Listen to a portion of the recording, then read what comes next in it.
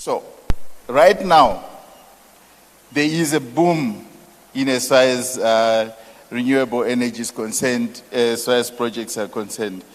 And I was saying the reasons for it are mainly load shedding, right?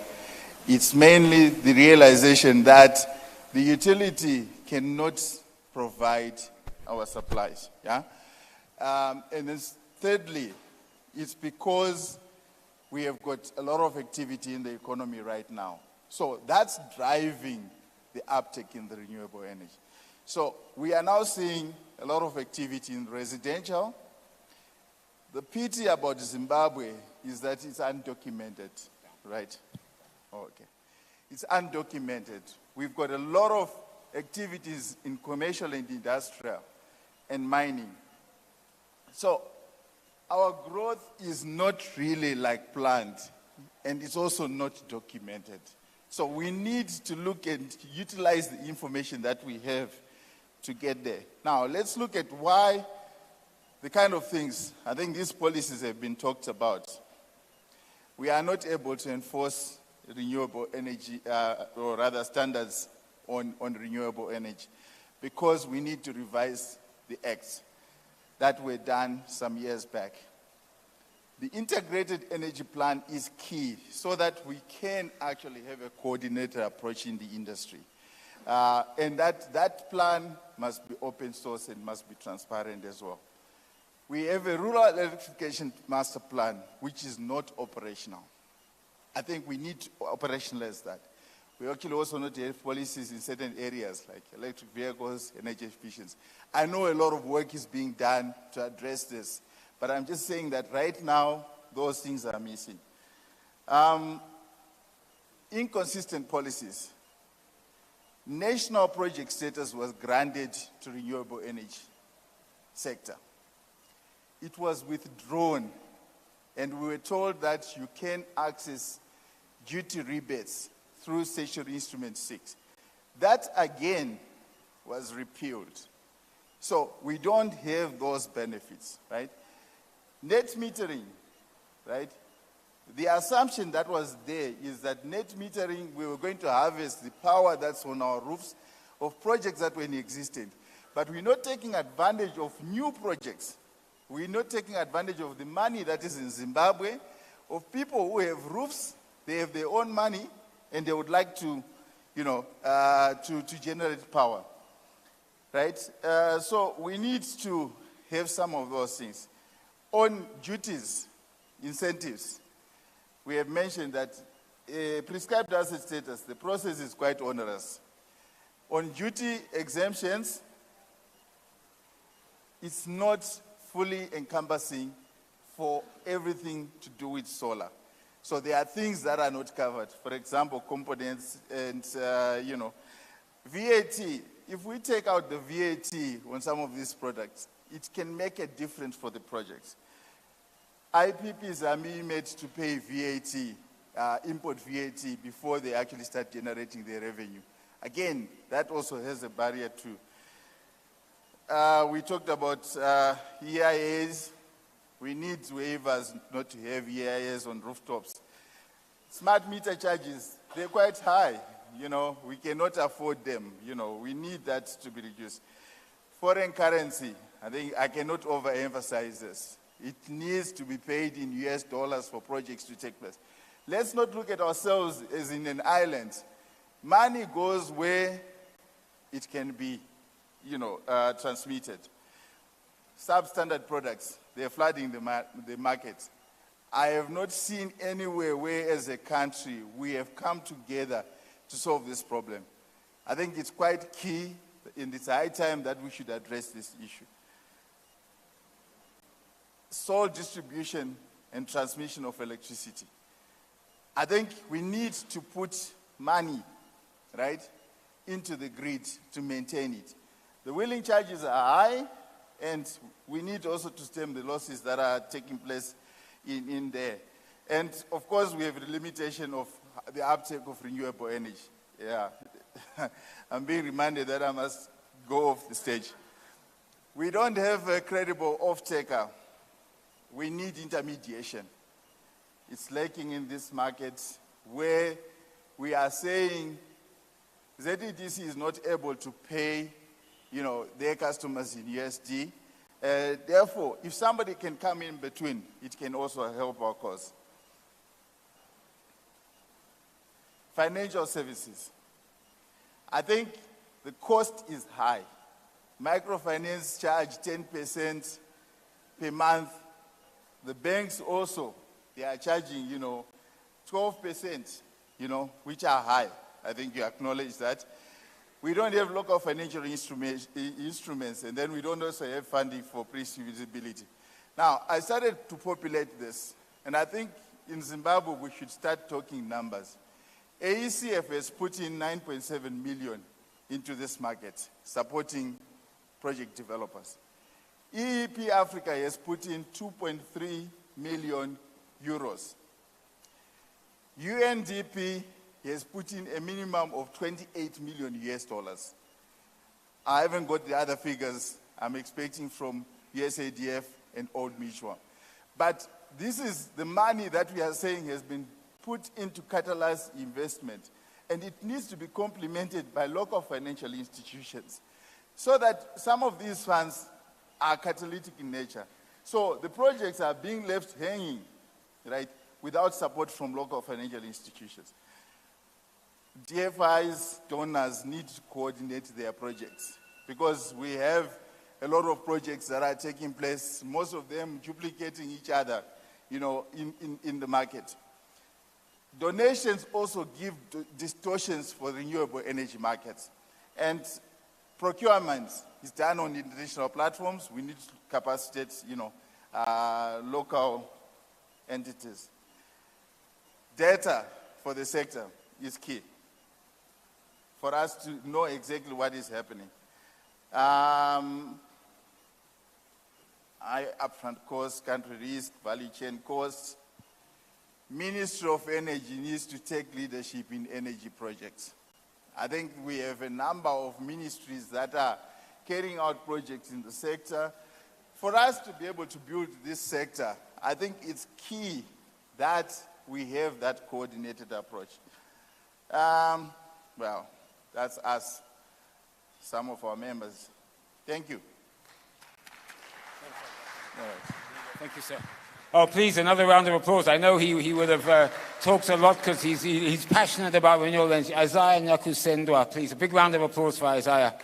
We've known each other for many years, so thank you so much, Isaiah.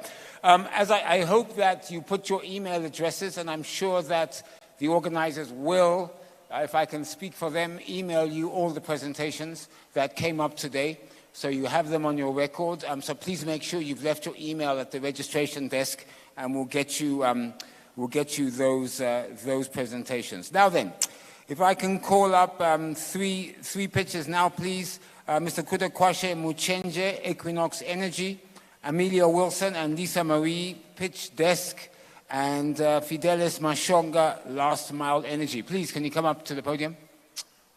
If you're here, I hope you're here. Please, a round of applause. All right, so we have Fidelis. That's Fidelis, right? Grab a seat. Kudakwashe, is that? Yep. Oh, you're...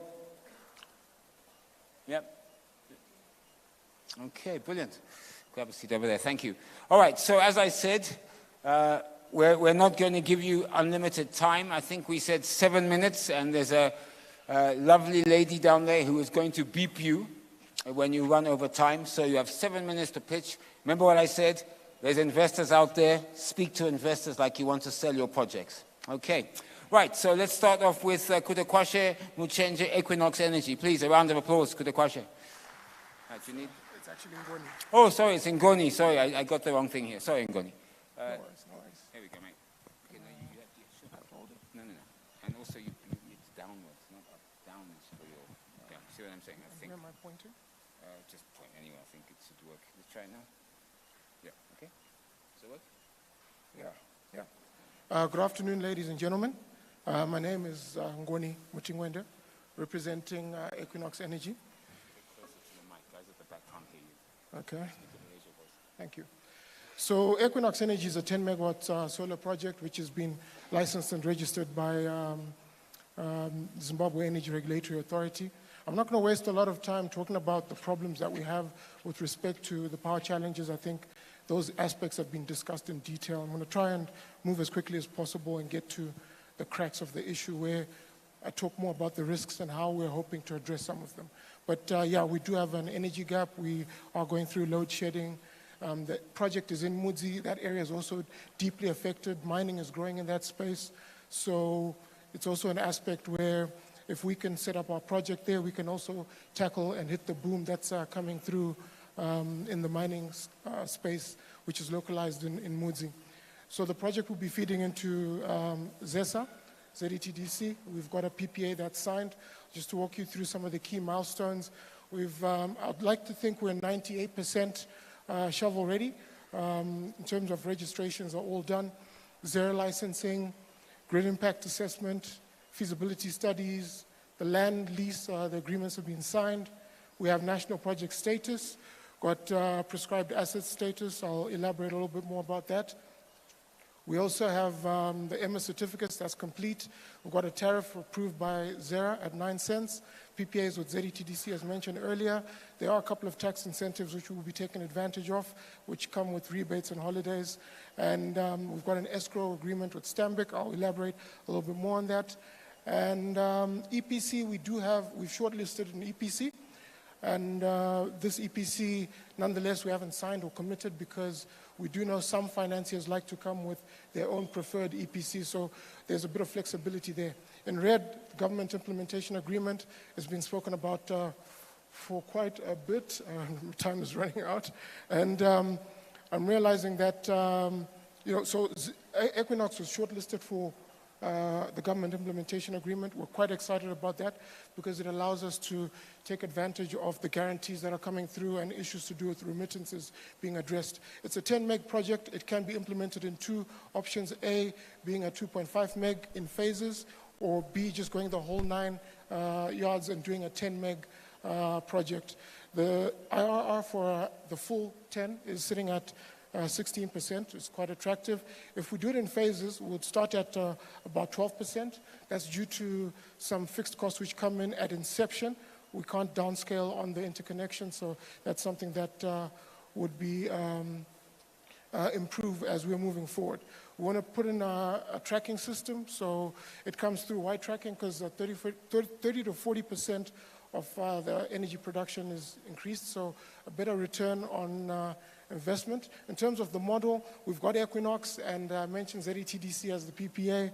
There is Stanbic Bank, which is sitting in the middle with an escrow arrangement. So as prepaid customers are paying for the electricity and buying, the bulk of the monies are sitting with Stanbic as one of their main bankers, and because we've got an escrow arrangement in place, we'll be able to get our monies.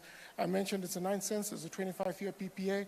We're looking and targeting for investors who are keen on an equity and debt, but it's something that's flexible, so we can talk about it. The entity as Equinox, it's got 3 players. Kodakwashe is sitting at the back, he chickened out, so I'm here. And there's Lovejoy Mchinaripi. So in terms of some of the risks, I think this is where the key issue is. We've been talking about it, and the ministry has also responded as to how they're going to assist with some of these issues. The PPAs are coming through, they're negotiated between the utility and the IPP, and because of that, there's always a question about the bankability. Now there's a government implementation agreement. It's coming through with new PPAs, which will allow for bankability. It's a process that's been done inclusive of international entities, so the bankability aspect has been addressed. In terms of the offtake risk, we've got the escrow agreements in place. There's also the government implementation agreement, which is coming through with the necessary guarantees to ensure we get paid. But over and above that, we've also engaged Africa Green Co. Because they are ready to support us and provide us with a backup in the event of any challenges with the ZETDC. So we've tried to provide a number of solutions to ensure that the investors' funds are secured. I don't know if I'm being switched off or if that's an error. Okay, so foreign currency remittances, ZEDA is the usual procedure when we're dealing with any foreign investors. But outside that, because of the GIA that's come on board, RBZ has come through, made commitments in terms of the FX remittances, so we should be fine if any foreign investors want to come in for a little bit and then move on to other projects. In terms of exit options for any investors, Equinox has secured a prescribed asset status that allows us to get local investors to come on board through your insurance firms and pension funds. So the plan would be, if you're coming on board, you invest, there's an option to exit through refinancing with the local players. Local players are keen to come on board. However, they are a bit hesitant because renewable space is a bit new for them. So they're not too keen to start as a greenfield, but they're happy to come on board as brownfield. When specific investors come on board, we can share with them commitments that we've received and discussions we've had with some of these entities that are ready to come on board as at brownfield stage. I'm not going to talk about how we're going to get the equipment and stuff. We're going to go through a competitive procurement process that will ensure that we guarantee the performance of the plant. So what makes it attractive? You know, with a grid-connected project, 10 megawatt, or starting at 2.5, the revenues are predictable. It's secured revenue streams. It's also scalable. It can go up to 20 meg. We're registered at 10, but there is room to make amendments once we've got a project up and running to get up to 20, potentially 30. The government implementation agreement as well is coming through, removing the FX risks which we had and which everybody's been complaining about. And then there's also Africa Green Co, which is coming on board to also ensure we've got an agreement running with Africa Green Co, and we've been engaged with Africa Green Co so that they can also back us up. Over and above that, we've got local players that want to come on board the moment we move away from green to brown, and we've got, I won't talk about the social and environmental benefits, but we want our plant from a marginalization, a mainstream perspective, to be run by women, and that's the target that we'll be going for. And lastly, exit. Okay, second from last, there's the exit strategy. I mentioned the prescribed asset. That's one. There's also the VFX stock exchange, which we can list and be able to move forward with. So my parting shot would be, there are two ways of approaching this. If the investors who are coming in at a low level, there's a ticket size which comes through with a phased approach at 2.5. If the investors who want to come in big and dive in, we've got the 10 meg, which is already registered, and we're ready to go forward, and there's ability to scale up. We can have more conversations outside this without a limitation of 7 minutes. Thank you.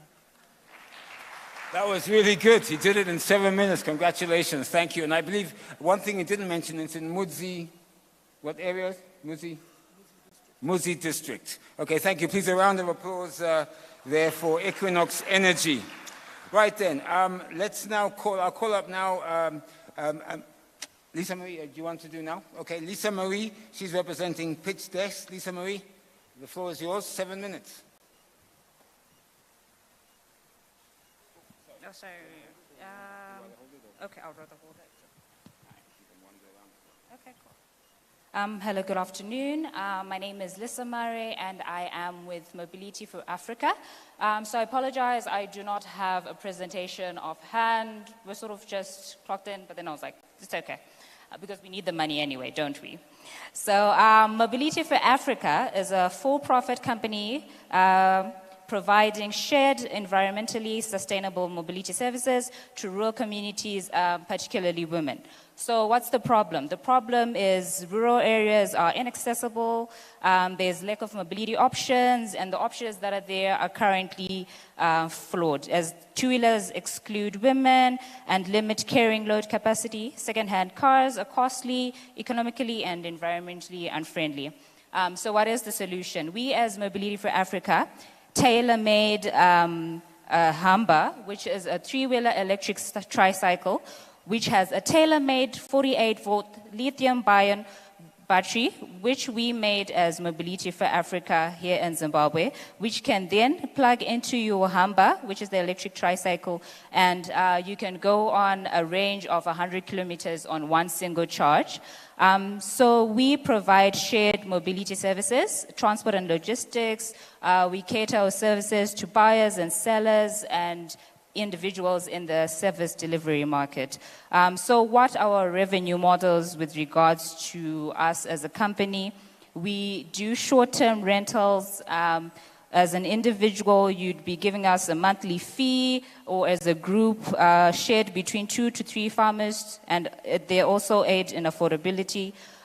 We have lease-to-purchase rent models. You can be engaged with us on a 22-month Humber repayment model, or you can give us an upfront payment of anywhere from $2,200 to $3,000, depending. And these outright sales, we do them through business-to-business channels. Each individual charging site services 50 Humbers and is profitable. We have deployed these in Chipinge, in Wedza, and in Boshawa, and we have determined that the costings of it are profitable. All under lease to purchase schemes are proven to pay during the pilots. As well as we have a battery swapping service. So once we pick out a location, for example, in the 3 locations that I've highlighted, for example, I'll talk to Wedza. We then set up a charging station, which will then serve as a battery charging service station as well. So once you go for 100 kilometers with your Humber, you then bring your Humber. We swap your battery for a nominal fee of $3, and then you get a newly charged battery, and then you can go. So we have currently raised the amount of 2 million, and we're looking for 1 million in debt.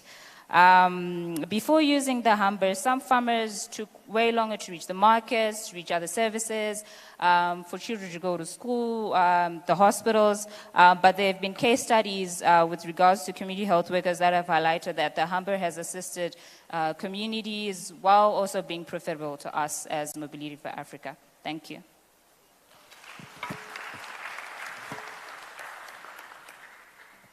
Wow, thank you. That was brilliant.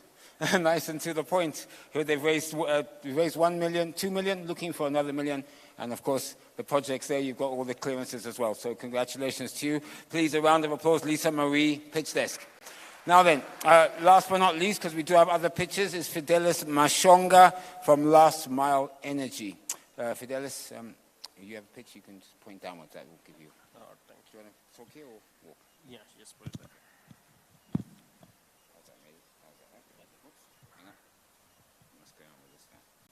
So the time is stopping, eh? No. That's 7. Yeah. Okay. 7. Sure. Good afternoon, and thank you for having me. My name is Fidelis, and I'm from Last Mile Energy. We're a business that provides low-cost renewable energy solutions to last-mile users, particularly the underserved communities.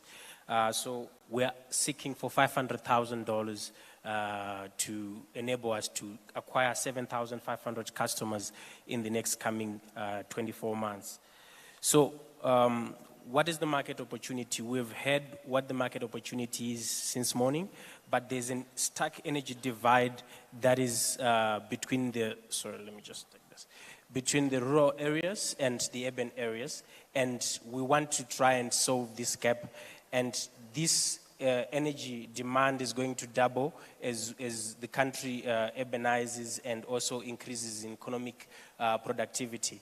So what have we done so far as Last Mile Energy? We've piloted rural spark kits, 500 kits up to date.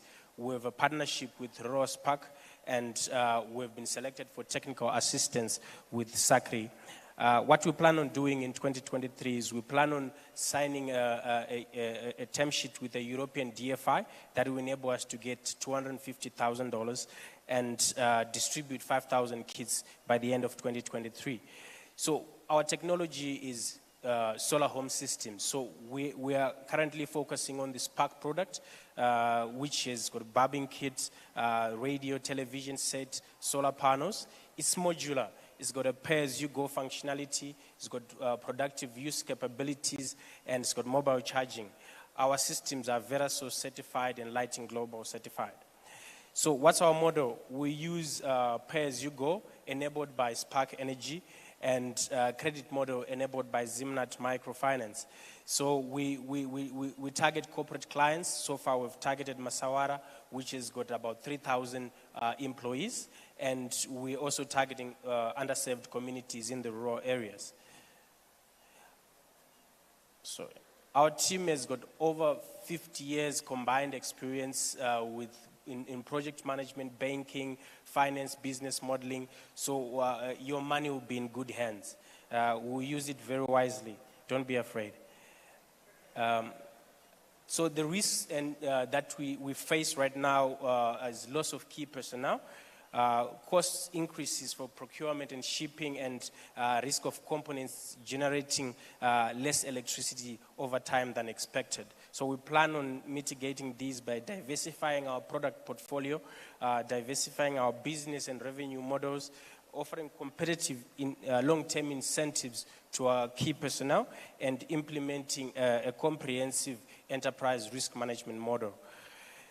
So we plan on installing 100,000 solar home systems by 2030. So this will amount to a cumulative target of about 5 megawatts. And we also plan on creating 20,000 jobs directly or indirectly. So this is what we plan on doing in between now and 2030. So what have we done so far? What's been our journey? So we incorporated in 2021. We've distributed 500 kits between then and now. And in 2023, we plan on distributing 5,300 kits. And 2024, going upwards, we want to incorporate pay-as-you-go and productive use in our systems, and also distribute 7,500 products. So, like I said, we're raising $500,000 to acquire 7,500 customers. This will be used to optimize our distribution network, product procurement, and we will plan on having a revenue target of $30,000 per month from monthly repayments. So this investment will be like this. Debt will be a revolving loan of $250,000, which will be 50% of the money that we're looking for. Equity will be $150,000, and grant will be $100,000. The expected rate of return will be 10%, with the tenure of the loan 3 years, and the equity will be 15% shareholding. So please come on board, and we electrify rural communities in Zimbabwe. Thank you.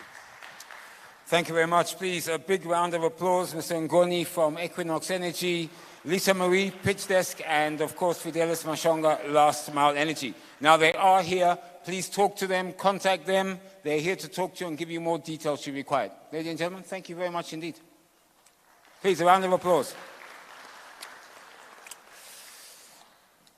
Now then, we do now have a investor funding. Well, this is actually now a session I'm supposed to be facilitating. I'd like to call up the following ladies and gentlemen to come up to the stage. I hope we have enough chairs. First one is Dr. Dube, Climate Finance and Sustainability Division, IDBZ. Dr. Dube, I hope you're here. Please, a round of applause, Dr. Dube. Mrs. Chiedza Masaiwana, Portfolio Manager, EEP. Please, a round of applause for Chiedza. Mrs. Lucinda Tyser, Manager, Swedish Embassy. Oh, yeah. Thank you. Please, a round of applause for Lucinda. Mrs. Wezi Gondwe, Head Business Development, Africa Green Co. Right, please, Wezi. Are we here? Oh, you're definitely not a Mrs., right? Okay, Mr. Angelas Kamande, Head Investments Advisory Services, AECF. Please, a round of applause for Angelas. And last but not least, Mr. Chai Musoni, Get Invest Finance Catalyst Advisor. Thank you, please. A round of applause. Thank you. Now, it's interesting because for once, yep, it's great. I'll just do my standing. Okay. Right then. So what I'd like to do, actually, I think is interesting. As usual, I'll leave the IDBZ to the end because the banks are always the ones that need to answer all of the questions. But I think we'll just start from down this end. Chai, maybe talk about Get Invest Finance Catalyst Advisor. What kind of advice would you be giving to either startups or how to pitch, how to actually raise the finance that's available? I mean, you talked about some of the issues from a governmental or policy issue. You talked about the currency. You asked a question about that. I think from your perspective, what are you looking for? What makes it attractive for you to invest in some form of projects here in Zimbabwe in terms of with anybody? Now, as I said, just push it once. Push it once. Yep, and then when you want to finish. And please speak closer to the microphone so everyone in the back can hear you. Thank you. Thanks, Andy. So Get Invest is an organization that helps projects reach bankability, accelerate renewable energy projects. It's supported by the Sweden, Germany, Austria, and the Netherlands. We are financial advisors, so basically we're interested in the financial health of the projects that we support. And the things that we typically are looking for, we're trying to quickly get a project into a shape where investors and financiers are able to finance it. So we liaise quite closely with a lot of investors. We've got over 100 investors in our database and financiers who do across the board equity, debt. So we know their requirements. So basically when a project comes to us, we're trying to see whether the criteria fits with what the investors are looking for, and then we help our clients to get to that point where when that project gets, for some of you who were here, or not here at the Sheraton yesterday, or rather Rainbow Towers, we were talking about it being a beauty contest basically, because project sponsors need to realize that when you have a project that goes before a financier, your project's not the only one. There's probably thousands of them, and you've got to catch the attention of the financier somehow. So we're here to help project sponsors to get to that point. So typically the stuff that we're interested in, we're interested to see the team that's behind the project. Do they have experience? Are they qualified? Do we think they have what it takes to get the project done? We're looking at the technology to see whether it's technically viable. Most technologies that we're talking about at the moment now are fairly well established, except maybe for certain things that are a little bit more niche, like green hydrogen and maybe e-mobility to some extent in Africa. But the rest of the technologies we're talking about are fairly well established. We look obviously at the business proposal. We help with pitch decks, try and get them into a shape where investors are happy. This is a document that investors locally, I think, are not very familiar with, but basically you will find that when you're talking to international investors, this is the primary document now. Your business proposal is more like to just tick the box. They'll look at the pitch deck, and then maybe they'll have a call with you and get more insight into it, into your project. We'll help with things like financial modeling. That's another skill that's also quite difficult. We have a unit, a group of people who are experts in financial modeling, and this is something that we can help with to either bring your project up to scratch, or just help you with the parameters. So basically, that's what we do. And then we identify investors that we think are suitable when there's fit, and we push the projects before, and we facilitate contact and negotiating. So across the board, from start to end, we can help an investor to get to financial close. Thank you, Charlie. Did you have a presentation, or you're talking? You've got one. You can send the presentation. We've got one. We can always send it. Yes. All right. So please, if you want to, Chai Musoni, Get Invest Finance Catalyst Advisor, please talk to them. They will help your business get on the right track, give you advice, and obviously bankable. Be able to help you get funding and start talking to the right investors. And he does have a presentation which he will share, so please contact him later. Right then, let me start with the lady. Do you have a presentation? Or okay, great. So do you want to come up? Thank you, please. Wesley Gondwe, Head Business Development, Africa Green Company. Is that right? No. Am I wrong? Oh, hang on. Sorry. Oh, I'm so sorry. Chiedza. Sorry, Chiedza. Chiedza Mazawana, Portfolio Manager. My apologies. Thank you. Right, you got the presentation? Downwards. Okay. Here we go. Thank you. Do you have the presentation? Yes, it's up there. Did you give him the presentation? Yes, I did. Yeah. Do you want to while they get it up? Yes. Good afternoon, ladies and gentlemen. I am delighted to be here, and thank you to UNDP for allowing us this opportunity to present EEP Africa and the opportunity that we have for Zimbabwe. So quickly, I will go through some facts about EEP. We are a trust fund that is open-ended.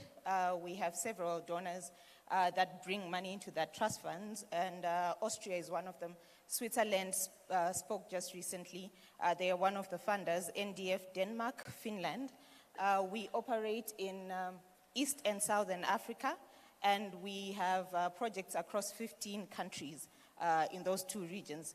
Our niche is to support early stage companies that want to prove a business model, or you have a pilot that you want to start up, or you have a replication project that you have and you want to start here in Zimbabwe or in the countries that we work in. EEP is there for you. We work across three main pillars. The first one is the energy access finance, and how we structure it is we open calls for proposals. Our calls open for about 4 to 6 weeks, and during that call we expect applications that will be coming through. It's a highly competitive process. We expect projects that come in to bring skin in the game, to show that they are committed to their business. So we expect a minimum co-financing percentage of 30%, and our typical grant size or our sweet spot is between 200 and 500,000 euros. Our other arm is investment facilitation and business development support. GetInvest is one of the partners that we work with in supporting our portfolio to grow their business. Because of the cohort of the companies that we target, there are quite a number of capacity building issues that exist, or gaps that exist. So we come in to speak to those gaps. We help them identify what it is that they lack, their weaknesses, and then we facilitate trainings. Some of the trainings are customized to the company. Some of them are just provided broadly to the cohort of project developers. And we collaborate, as I said. We've worked with GetInvest in providing that capacity building. Investment facilitation, we also realize that grant financing is not enough for the businesses to grow. So we also link them up to debt financiers, to equity providers, to allow them to have a sustained growth. We've also been working closely with the Africa Enterprise Challenge Fund in supporting the companies. We also have our knowledge and learning component, where we bring up all the knowledge that we gather from the project developers we support, and we put it out in the market to provide some thought leadership and learning from across the countries and across the regions. This is just a slide that provides an overview of the type of business development support needs that we have seen within our portfolio. I will not go through it. You will go through it when you have the slides. This also just shows the level of effort that we put in our knowledge products and partnerships. We produce case studies based on our portfolios. We have a Project of the Year and Energy Rising Leader Awards, where we put our portfolio companies on the spotlight, so that they're able to attain additional financing. This just gives an overview of our active portfolio. Currently, we have 39 projects that are active. Our portfolio has significantly dwindled because we haven't put out a call in the past 2 years. Our next call is coming next month, so please be ready. This also just gives you an overview of the level of work we have in the different countries and the number of countries that we are in. The technologies, we are not biased towards any specific technology, but naturally solar is very common, and many of the applications that we have received are based on solar initiatives. And that being said, for Zimbabwe, we have seen a significant increase in the application during the last call for proposals, where the proposal that we received were up by about threefold, and we're expecting to receive more this year. And this illustrates the HAMBA, Mobility for Africa. The lady we just presented is one of our portfolio companies. And in Zimbabwe, so far, we have put in 2.3 million and we have enabled 43,000 people have enhanced energy access and directly created 360 jobs through the companies that we support. And then in terms of the call for proposal, we run it in a two-phase process. The first process is that you apply through the expression of interest, and after expression of interest, you then proceed to the full proposal development stage. And between that, we have some due diligence checks that we go through. We interact closely with the project developers so that we know the people that are behind the idea. And then once we have a shortlisted cohort, we submit it to our investment committee, and the final decision comes from the investment committee. So as I said, we're expecting to put out the call in April, and we're hoping that by December we would have contracted our next cohort. And then in terms of eligibility, for you to be eligible, you need to be a registered company. You could be a social enterprise, an early startup company, or a mature company. You need to be registered you can be in the countries that we work. You can be an international company, but the work that you're doing has to be in those 15 countries that we work. And the grant will last for about 24 months. We are flexible, though. In the case that a no-cost extension is required, we're able to provide that. And then in terms of technologies, as I said, we are technology agnostic. We accept all technologies as long as they're renewable energy and promoting energy efficiency. And that, that graphic just shows you how competitive the process is. We have received 1,172 applications from 2018 and only managed to contract 72.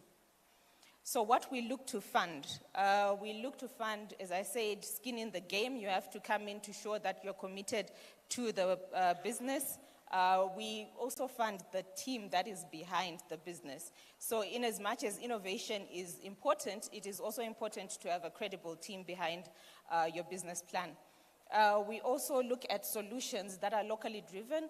Tunde highlighted that, sometimes we have the best solutions are the ones that are locally driven, and we believe in local solutions for local people. So we actively support local companies.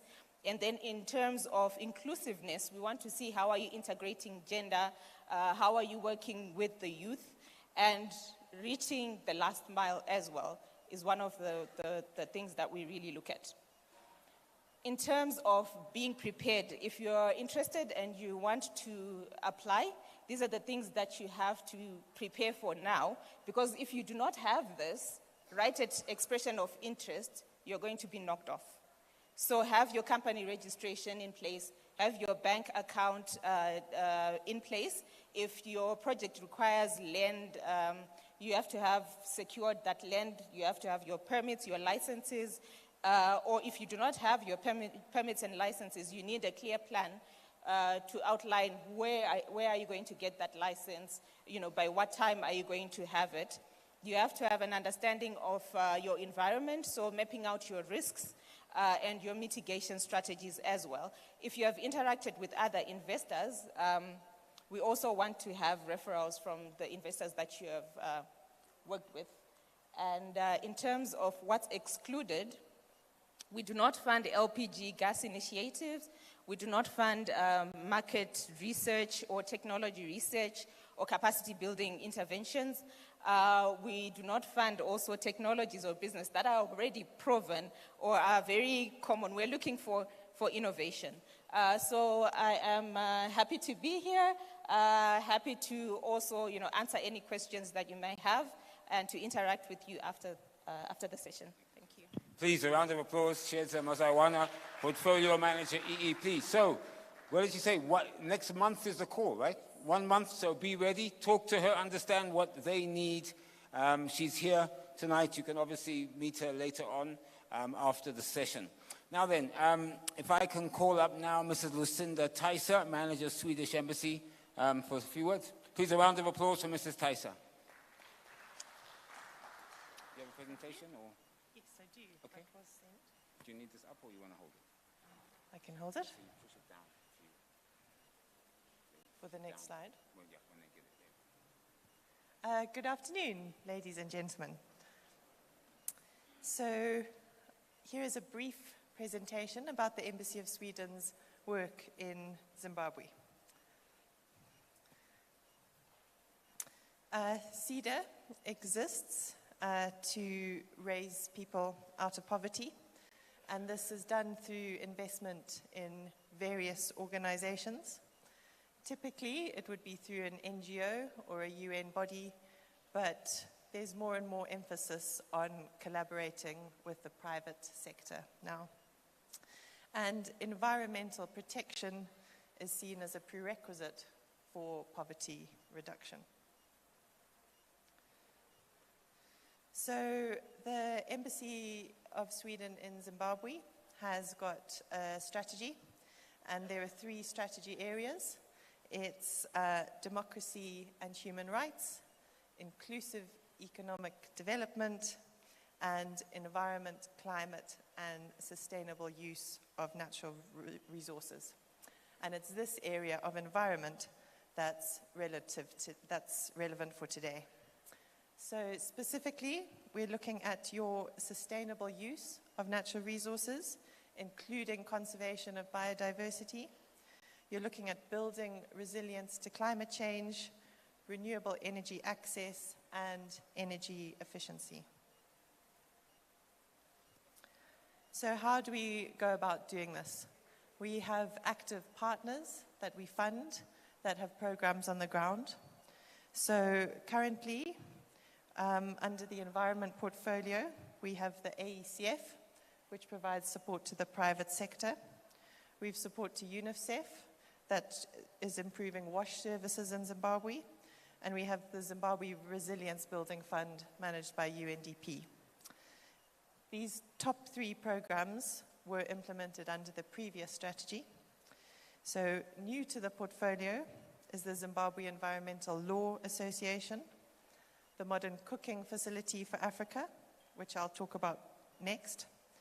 We have a program with Oxfam focused on climate adaptation, and through Dan Church Aid, we're focused on natural resources in the Zambezi Valley. And finally, under UN Habitat, we have a Harare Sustainable City Initiative.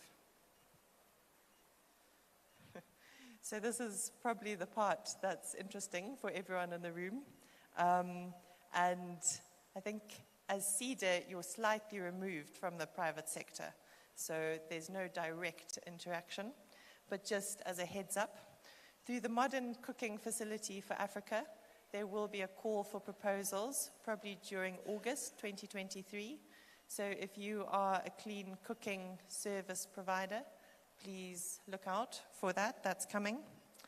And CEDA is also currently exploring organizations to provide guarantees to encourage lending to riskier business models. So if that organization did experience a default, they could draw down that default from CEDA. So this is as we move into more collaboration with the private sector. We also are looking at a new issue where Zimbabwe is incredibly rich when it comes to biodiversity and also as a carbon sink. So how do we convert this into meaningful income at a national and at a community level? And this is something that we are exploring this year. So please watch this space and get in touch if you have any questions. Thank you.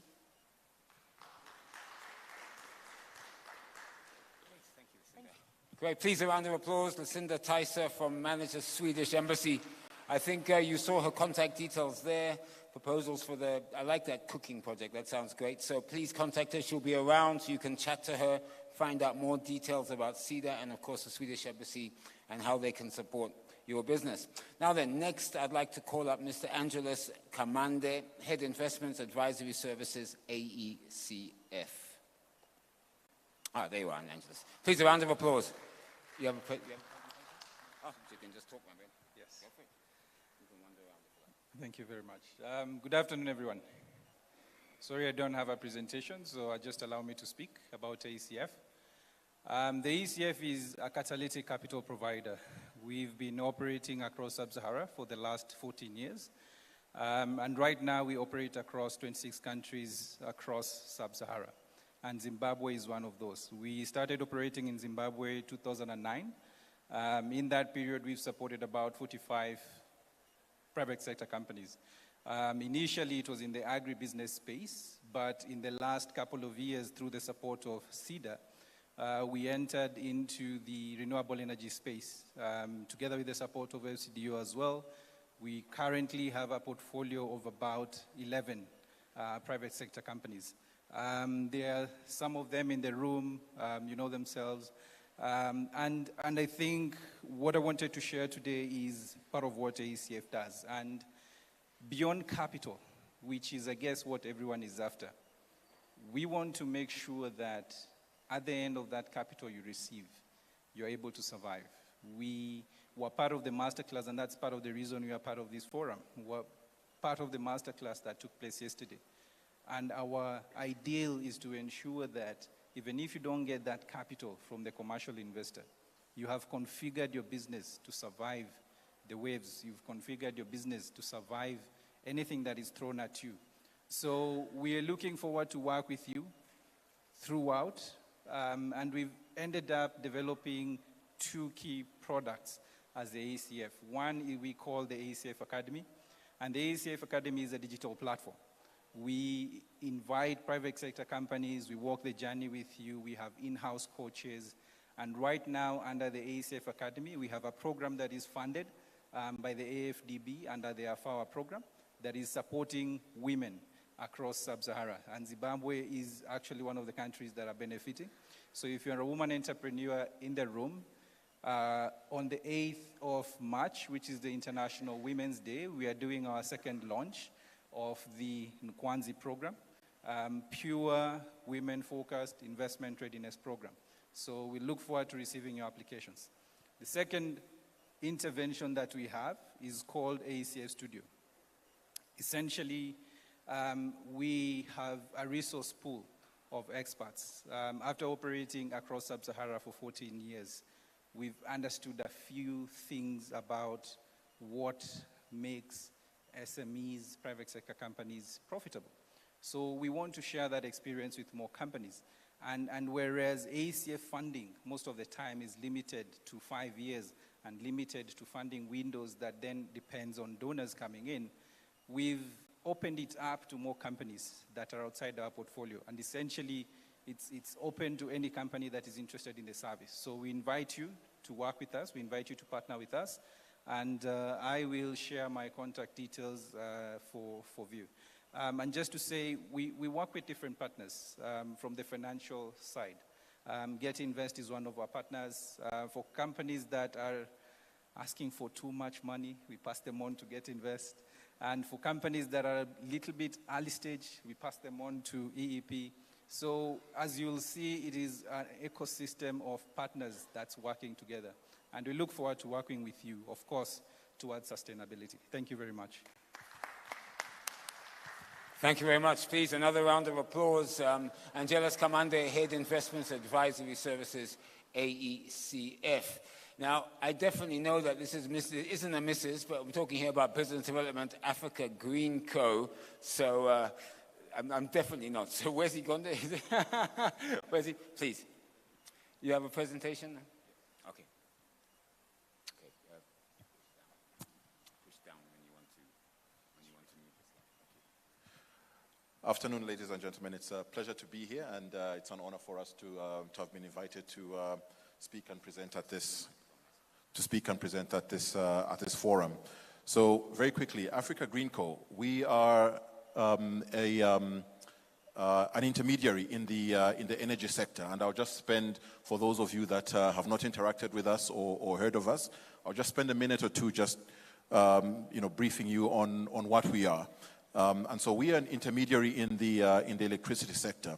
Africa Green Co. is born fundamentally of the need to answer the question: how do we move the game along in terms of adding new capacity, renewable energy capacity in particular, to the energy mix and supply on the African continent, in the sub-Saharan continent. And we are very much focused today on the SADC region. I think throughout the day, in the morning, we heard various speakers talk about the limitations that we've encountered now with the single buyer model, the utilities that have over the years been the sole procurers of power, whether that's investing directly in their own generation or buying it from IPPs.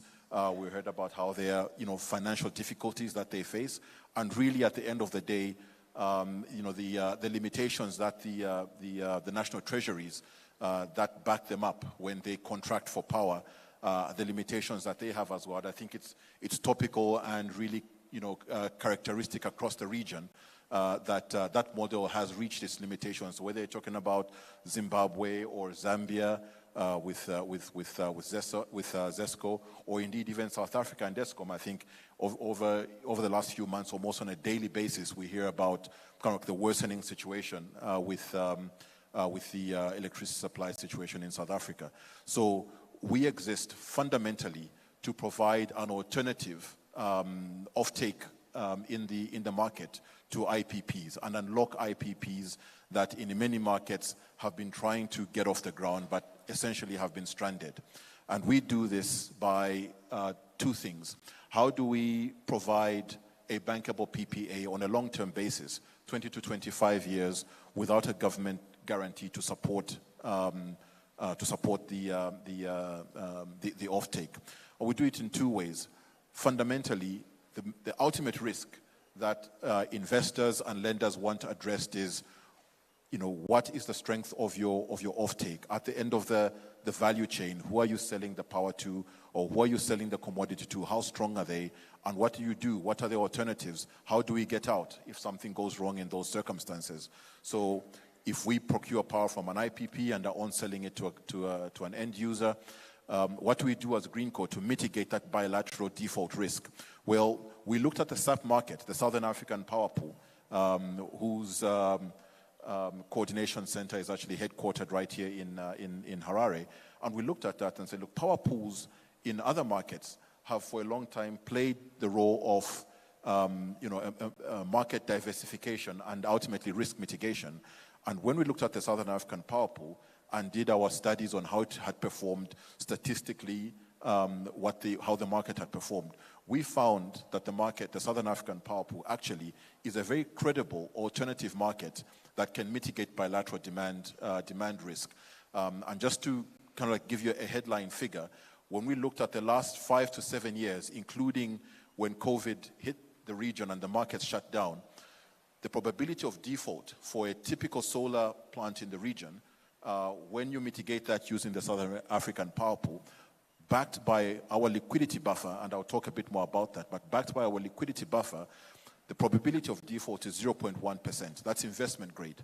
So we are actually sitting with a market structure right here in our region, which Zimbabwe and 12 other countries in the SADC are members of, that can effectively provide a risk mitigation and can cause, or it can enhance bankability of projects.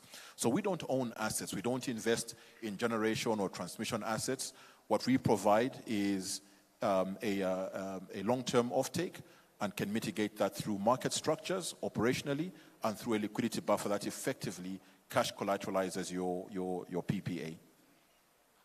So in a schematic, that's Greenco. We're building a portfolio of IPPs from whom we purchase power on a long term and intermediate the market and supply bilateral off-takers, which could include utilities as well as even domestic competitive markets, such as is being set up in South Africa right now. They're setting up their own day-ahead market and will provide further liquidity for the market. The two essential ingredients to the market being effective are liquidity and depth.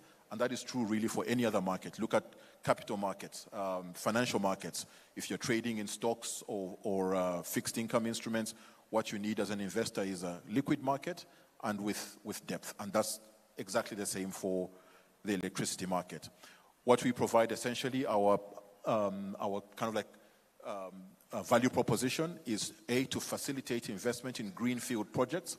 So we're interested in bringing brand new, fresh capacity onto the market. So wind, solar, hydro, all things renewable that Greenco can do. We can also further enhance brownfields by on-selling excess capacity that they may have and not necessarily be able to sell domestically onshore. We can trade that for them. That's how we started trading last year, when we started trading for a brownfield in Zambia that had, seasonally would have excess capacity from their hydro. And in previous year, they would have had to either just dump that or, just, let the water run. But now they can monetize that and realize or maximize return on their installed capacity. And we can also then assist embedded generation, with large industrials that are building their own captive generation. They'll necessarily, especially when talking about wind and solar, they're going to necessarily oversize those. But the excess over and above what they need to get base load from that, they don't have to dump that or curtail that. They can trade that as long as it is grid connected. So being a portfolio aggregator, both on the supply and the demand side, what does Greenco offer? Speaking to a number of customers and IPPs in the Zimbabwean market, again, this is characteristic across the region. You find that customers may not want to necessarily sign up to a PPA that is 20, 25 years. But the project, the generator needs that. The financier needs that. Well, Greenco, through its aggregation onshore and through access to SAP, we can actually manage that tenor mismatch. For us, that's not a problem. We can sign up 20, 25-year PPAs. We don't mind necessarily. Of course, we would like a longer tenor, but it's not a showstopper if we get a client who wants to sign up for 5 years at a time, 2 years at a time, 10 years at a time. We can work with that. And we can also then, through that portfolio effect and through the arrangements that we have with the utilities, and this is absolutely important because solar and renewables have been looked at, as not really practical or even a nuisance, but through arrangements that we can put in place, things such as banking, whether that's with the utility onshore, and at some point in the future through SAP, we can actually time shift generation and actually provide baseload even from intermittent renewable sources such as solar. Our ultimate objective is, through the risk mitigation or de-risking that we provide, is we believe we can lower tariffs by lowering the risk premium that financiers require on their capital, and we can also extend those tenors so that IPPs can offer more competitive tariffs in the market. I think we've talked about excess sales, aggregation, and our added services, including the trading of certified carbon emissions credits that further enhance returns to project developers. So who stands behind Greenco as our investors today, and why can we do this? Well, I think there was much talk earlier on about patient capital. Our investors are Infraco Africa, ultimately the UK government, the Danish government's IFU, that's the investment fund for emerging markets, and the European Union through their High Impact Electrify Fund. These investors are interested, yes, in delivering more energy for developmental purposes, but in wider developmental impacts as well that touch the communities that the projects are invested in. So when you come to Greenco and you're talking about a project, we will talk about and insist on certain minimum requirements for developmental impacts, whether that's through employment, ownership, community initiatives, where your projects are cited. That's our present footprint. We established in Zambia initially, our first market of operation. We are registered and in our licensing process in Namibia. South Africa, we are registered as well and in our licensing process. And in Zimbabwe, we are now about the point where we are registering, and we've had very fruitful conversations with ZERA around our licensing and the activities that we can perform, and in parallel in talks with ZETDC on third-party grid access.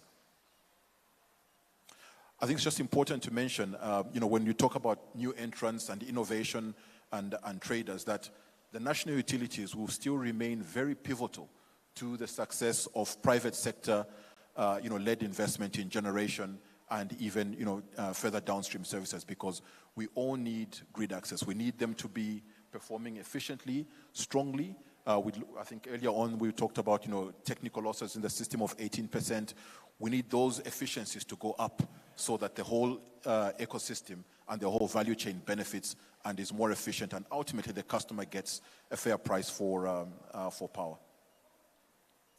As I said, we became a SAP member last year, and very importantly, when we ran our tender for a pilot project in Zambia, the word around the region spread, and there's been so much interest in working with Greenco as an offtake. And just to highlight, through our regional procurement that's currently going on, we've received 600 megawatts worth of interest from Zimbabwe to work with Greenco as an offtaker.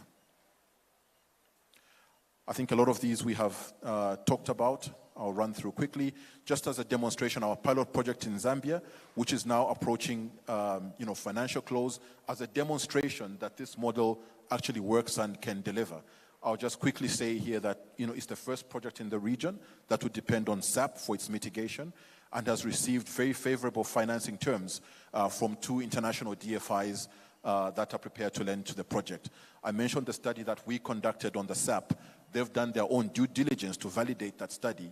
And in the intervening period between when they did the study and ours, their results are even more positive than what we found. So again, really validating the SAP as a viable alternative. In Zimbabwe, what we are looking at and what we intend to address, I think the currency issue has been talked about. That's fundamentally the most critical issue. And I think when Isaiah was speaking, he talked about the competition in the region for capital.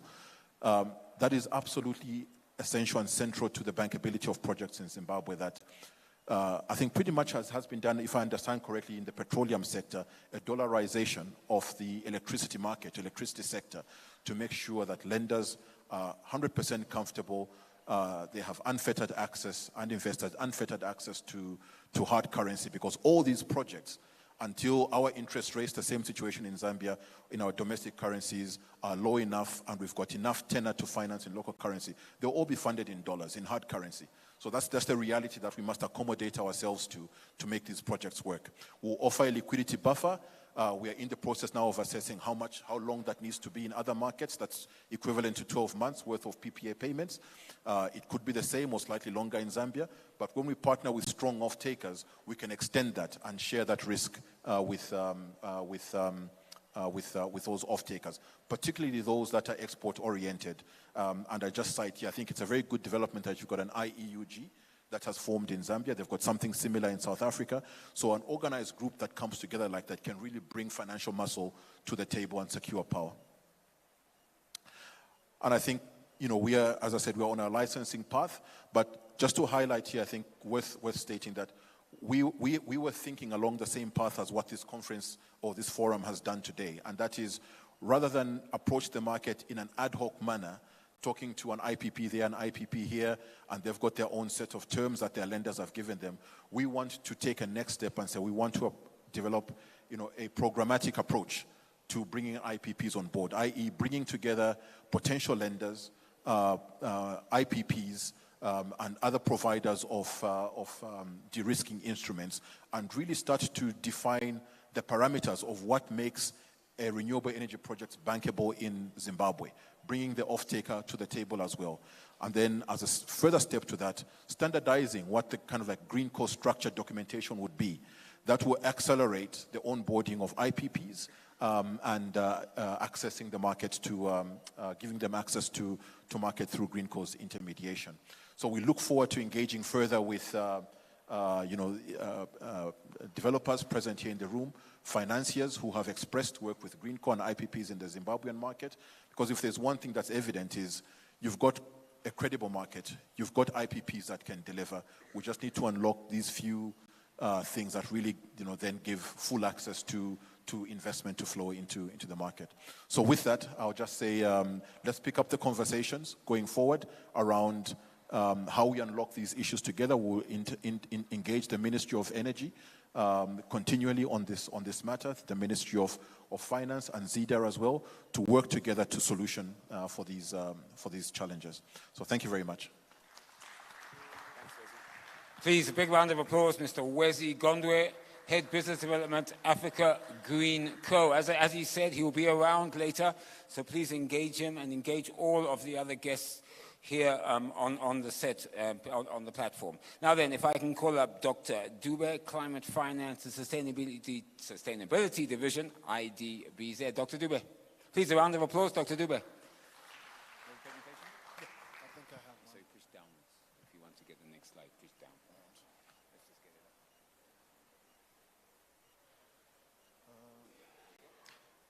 Afternoon, everyone. My name is Mobizita Dube. I'm from the IDBZ, Climate Finance and Sustainability Division. So, at the bank, I think we are a development finance institution. Our interest mostly is in aspects of infrastructure, but my specific department is particularly looking at climate finance. So I'm going to speak to some of the things that we are doing and some of the possibilities that we have and how we can possibly work together. The first thing to highlight is that we are a direct access entity of the Green Climate Fund. This is probably the biggest climate fund on the planet. I remember there was talk of the results of COP26 where 100 billion is supposed to be channeled towards climate financing annually. So the bank is actually a direct access entity to this fund, and we are accredited for 5 years. So we hope to be working with multiple individuals and people who we heard speaking of various projects that are related to climate change management to access this fund. Our accreditation type, we are accredited for what they call small projects up to 50 million, projects that generally do not carry high environmental risk. And unfortunately, unfortunately or fortunately, our accreditation is based on loan-based financing. We do not necessarily support grant-based financing, and mostly we do get grants, but for capacity building and institutional strengthening only. But mostly we're interested in those projects that are able to repay the particular loan that we're facing. I have to explain that the process of getting funding through the Green Climate Fund is a very tedious and long process. So every time when you are dealing with loan-based financing, most investors they're not really interested, or they are not happy with the lengthy period that it takes. Hence, we have been working on various perspectives that I'll talk about to try and mitigate some of those challenges, particularly for specific investors. We're in the process of developing a pipeline, a green climate change pipeline, which is going to be broken down into bank-initiated projects that we initiate from the bank itself. We hope these should be exemplary and encourage people to stay with the fund and push applications through the fund. We also want to work with the private sector, particularly on long-term financing. There was a lot of talk about the presence of short-term finance methods and so on. We hope that this is something that could mitigate that. We also work in partnership with a number of international NGOs as well as international accredited entities, and we also work with various government entities. So this pipeline is going to be broken down into those dimensions. In the case of the private sector, sometime in the middle of the year, we're going to be putting out a call for individuals who are interested in accessing Green Climate Fund finances. And we're going to explain how this is done. We're going to have a number of outreach programs to explain how to go about this and the issues related to it. Now, as I already highlighted, the Green Climate Fund part is a very long process. So we have alternative methods that we are working on. For instance, working with partners such as PFAN, UNIDO, and some partners who I'm probably going to be approaching after this, we realize that it is necessary to have alternative forms of climate financing that may not be as strenuous and long-term as the GCF, where projects could be evaluated and maybe financed through these platforms. We are also working on a national facility. Earlier on, before lunch, there was a question that came through regarding where we would pool activities and funding related to climate change management and environmental or green finance. So the bank is in the final stages of setting up what we're calling the National Climate Finance Facility, the CFF, which is going to be run along the lines of Fonerwa, if you are aware of Fonerwa. This is going to be, we hope, a place that is going to house all aspects related to climate change management from a financing perspective. And it is through this fund that we should be able to have a portal fund for project preparation, a port fund for aspects related to de-risking certain investments, a fund that allows for certain public projects to be undertaken in conjunction with private sector financing. So we hope to have a donor roundtable for this. We are in the process of securing a commitment from government to provide seed funding to the fund. And we hope that by having this, we should be in a position to grow the fund and have methodologies of improving or increasing climate finance platforms that private business players have access to.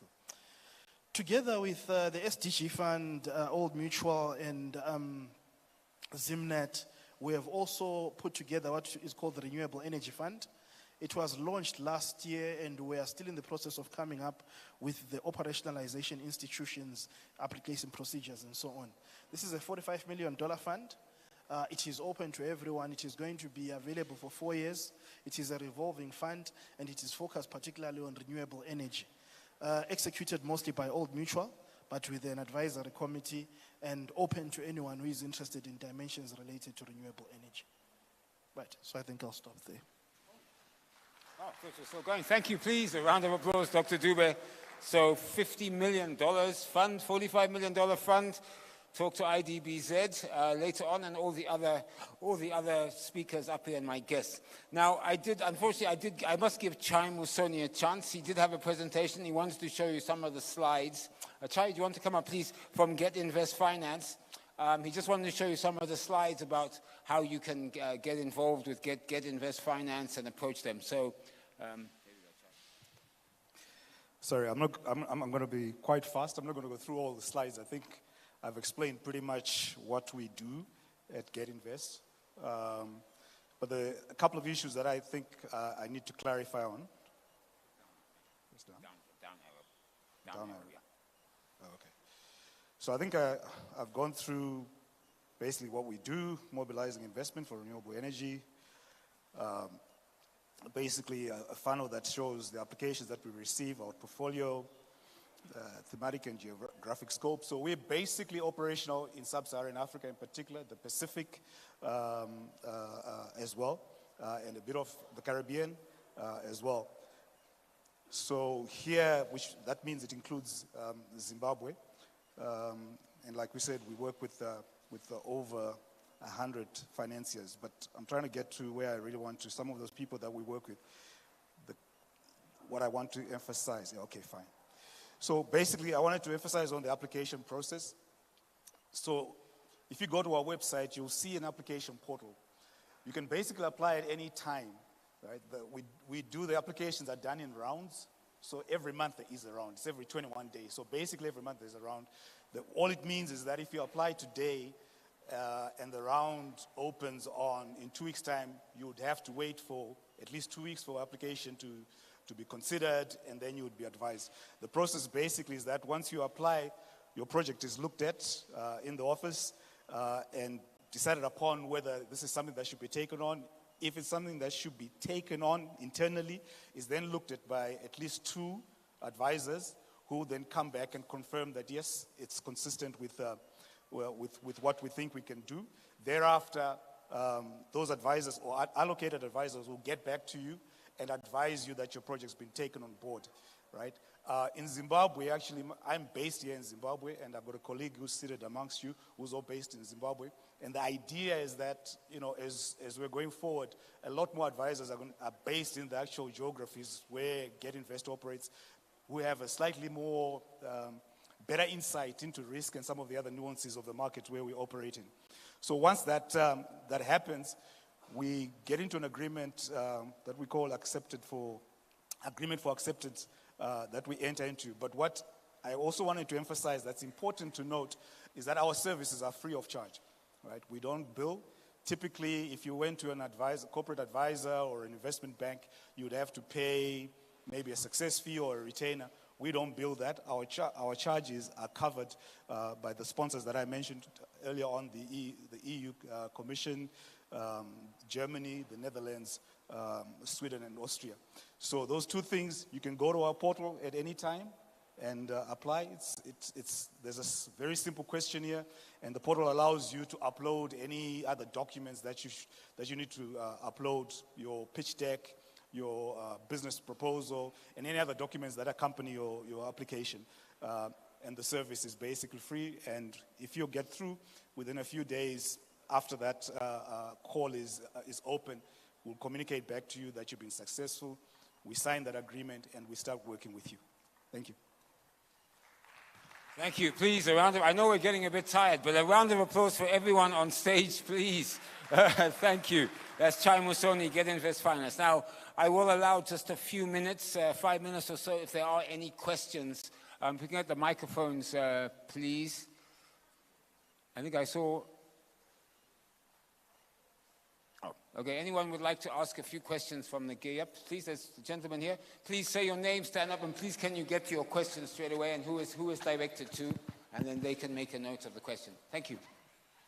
Thank you very much. My name is Malvin. It's not a question, but it's more of a comment. I'm hearing a lot of money in this room. So how do we actually access it to the point that we have projects that we can review that they came from this conference?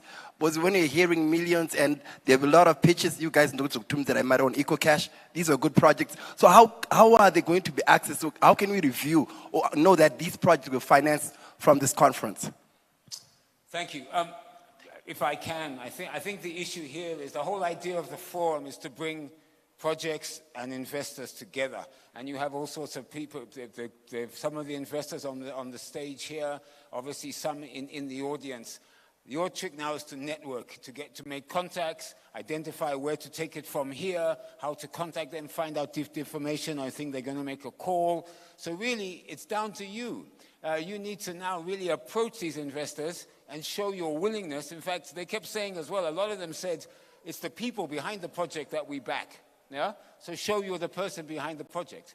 How about that? So let's approach them, let's talk to them, and let's start networking. And this is why we're all here, to bring you together. There's a lady there, please, thank you. And I think there's one more back there, yeah. Thank you, and good evening. Okay. And talk louder to the microphone. All right, Janet Katia is my name. So basically, my question is, I had the same question. After every presentation had been made, it was like a whirlwind of ideas and opportunities, and you really don't know which one to settle on. So my comment, and then I came up with what I think is a solution to this. Probably to come up, through the organizers, to come up to categorize the types of financing in the target markets. Because if I look at what Wesley presented, we're looking at corporate, we're looking at C&I, we're looking at IPPs. And if I look at what Shades presented, we're looking at maybe your greenfields, your startups, and the small guys in the system. So basically, I think there's need to categorize so that people can be kind of directed, because it can be confusing in as much as we want to help.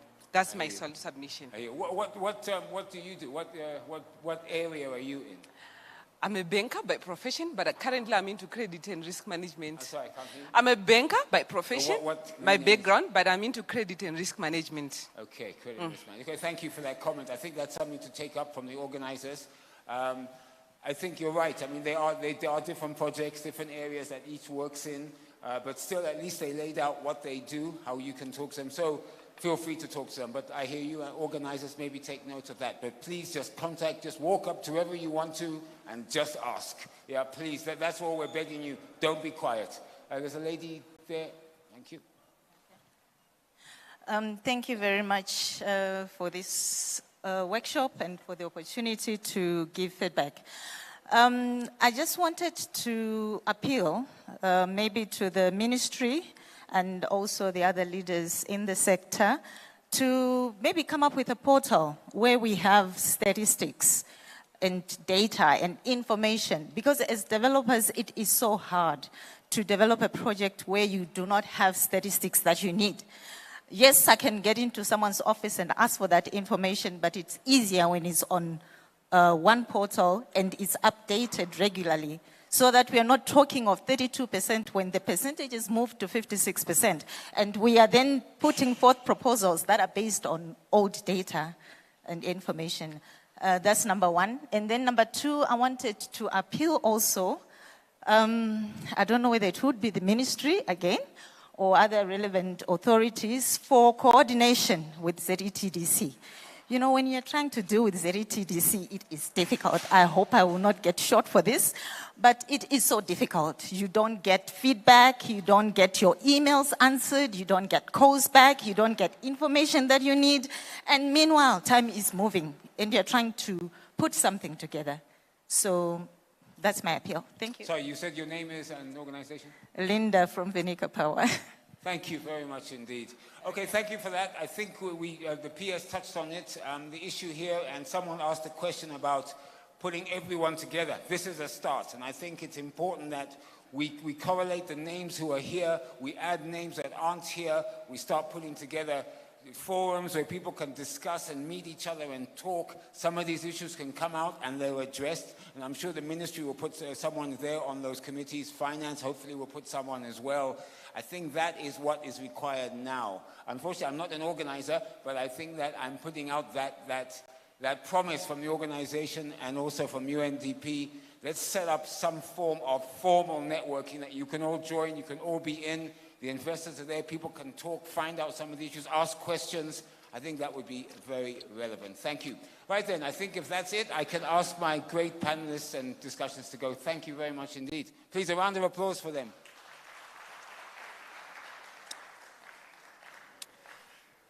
Okay, we now continue with our pitches, and we're back to Andy rules, as I like to call them. 7 minutes, and we'll call up. I'll call up the people now. Hang on, let's just see where we are.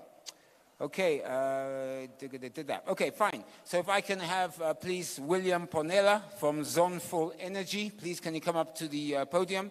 Kudakwashe Pedzisai, Ofantai Grid Solar Company. Please, a round of applause for everyone. Kudakwashi Petasai, thank you.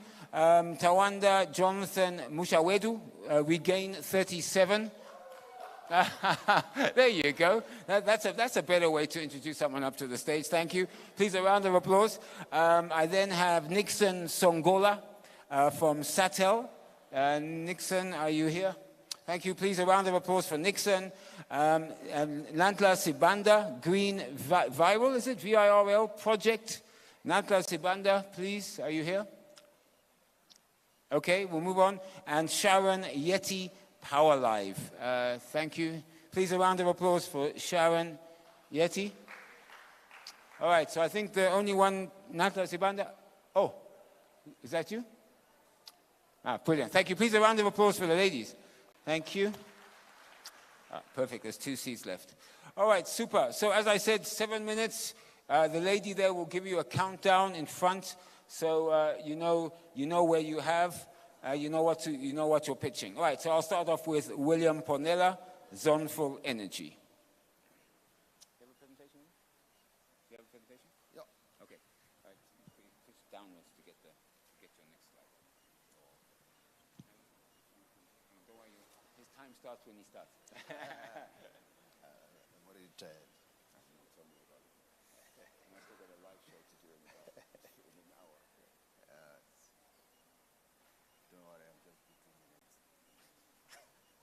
Oh, yeah, you spoke earlier anyway, didn't you? Yeah, yeah. Slides. Anything? No, I can just speak with one slide. It's fine. Okay, go ahead. Yeah, fine.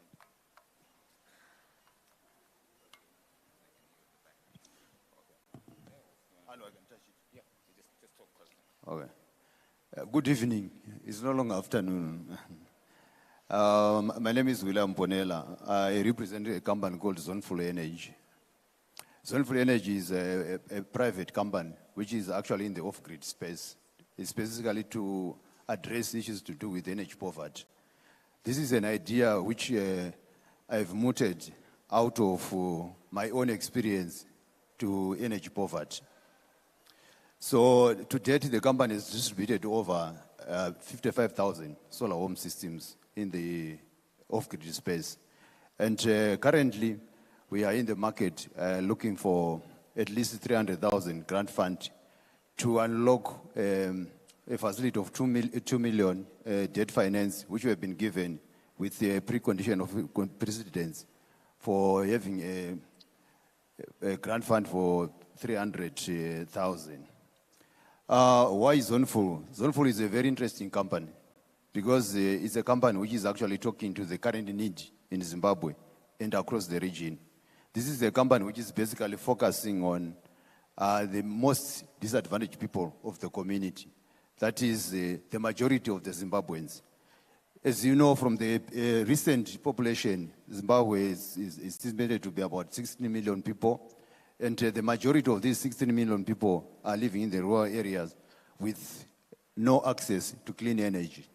And most of these people are those people who are living on less than $3 a day, and they cannot afford the kind of power which all of us here have been talking about. So Zonful actually comes in to address that specific market. As it is now, we have reached about 55,000 customers at the end, and we are looking to reach about 300,000 customers by 2025. So those who would want to come on board with us, you are welcome, and we are currently looking for equity, private, as well as debt finance to further raise money. We are hoping to raise about 10 million within the next coming 24 months for us to reach a number of 300,000 households. For further details, I kindly refer you to my pitch deck, or you can get in touch with me for further negotiations and exchange of confidential documents. Thank you. Thank you. Oh, wow, that was great. Thank you so much. Of course, you heard him earlier on the panel, so he's here. He'll be able to answer your questions and chat to you later on when we have the break. Okay, now then, I'd like to call upon Pascal Mavuva, Undp Grid Solar Company, to give us the next pitch. Please, a round of applause, Pascal.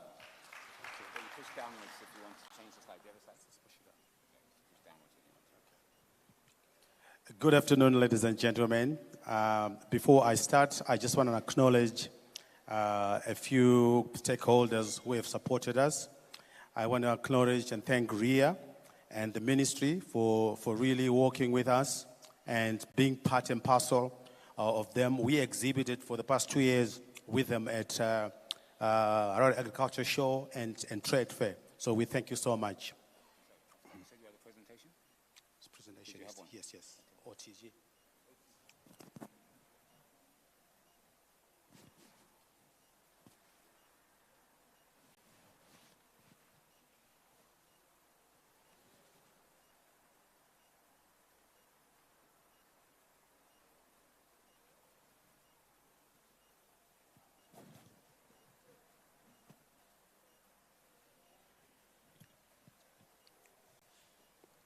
My name is Pascal, and I'm Mavuva, and I'm part of Undp Grid Solar Company. And as you can see the pictures on there, we have built a mobile solar generator, especially for Zimbabwe, looking at the energy policy and the mandate that the Minister of Energy has. So we want to mitigate that using the solar generator. It's only for Zimbabwe now, but obviously we intend to roll out probably in the SADC if it's successful.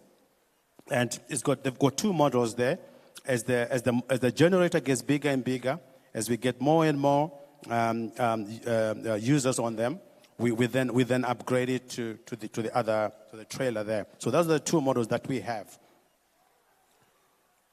Right. Our value proposition in terms of the project is that the beneficiaries of this is women and vulnerable. Youth, vulnerable, and smallholder farmers corporate, and our target market is also smallholder farmers and schools. The unique benefits of it are that the capacity building through our smart irrigation, productive energy use and value addition, community indigenous natural resource utilization, the full scale and land utilization through all year round smart irrigation, energy security, close energy gap through the eco-green resource sharing technique. This resource sharing technique encompasses where we use the generator. I'll give an example of, say, 5 households in the rural areas.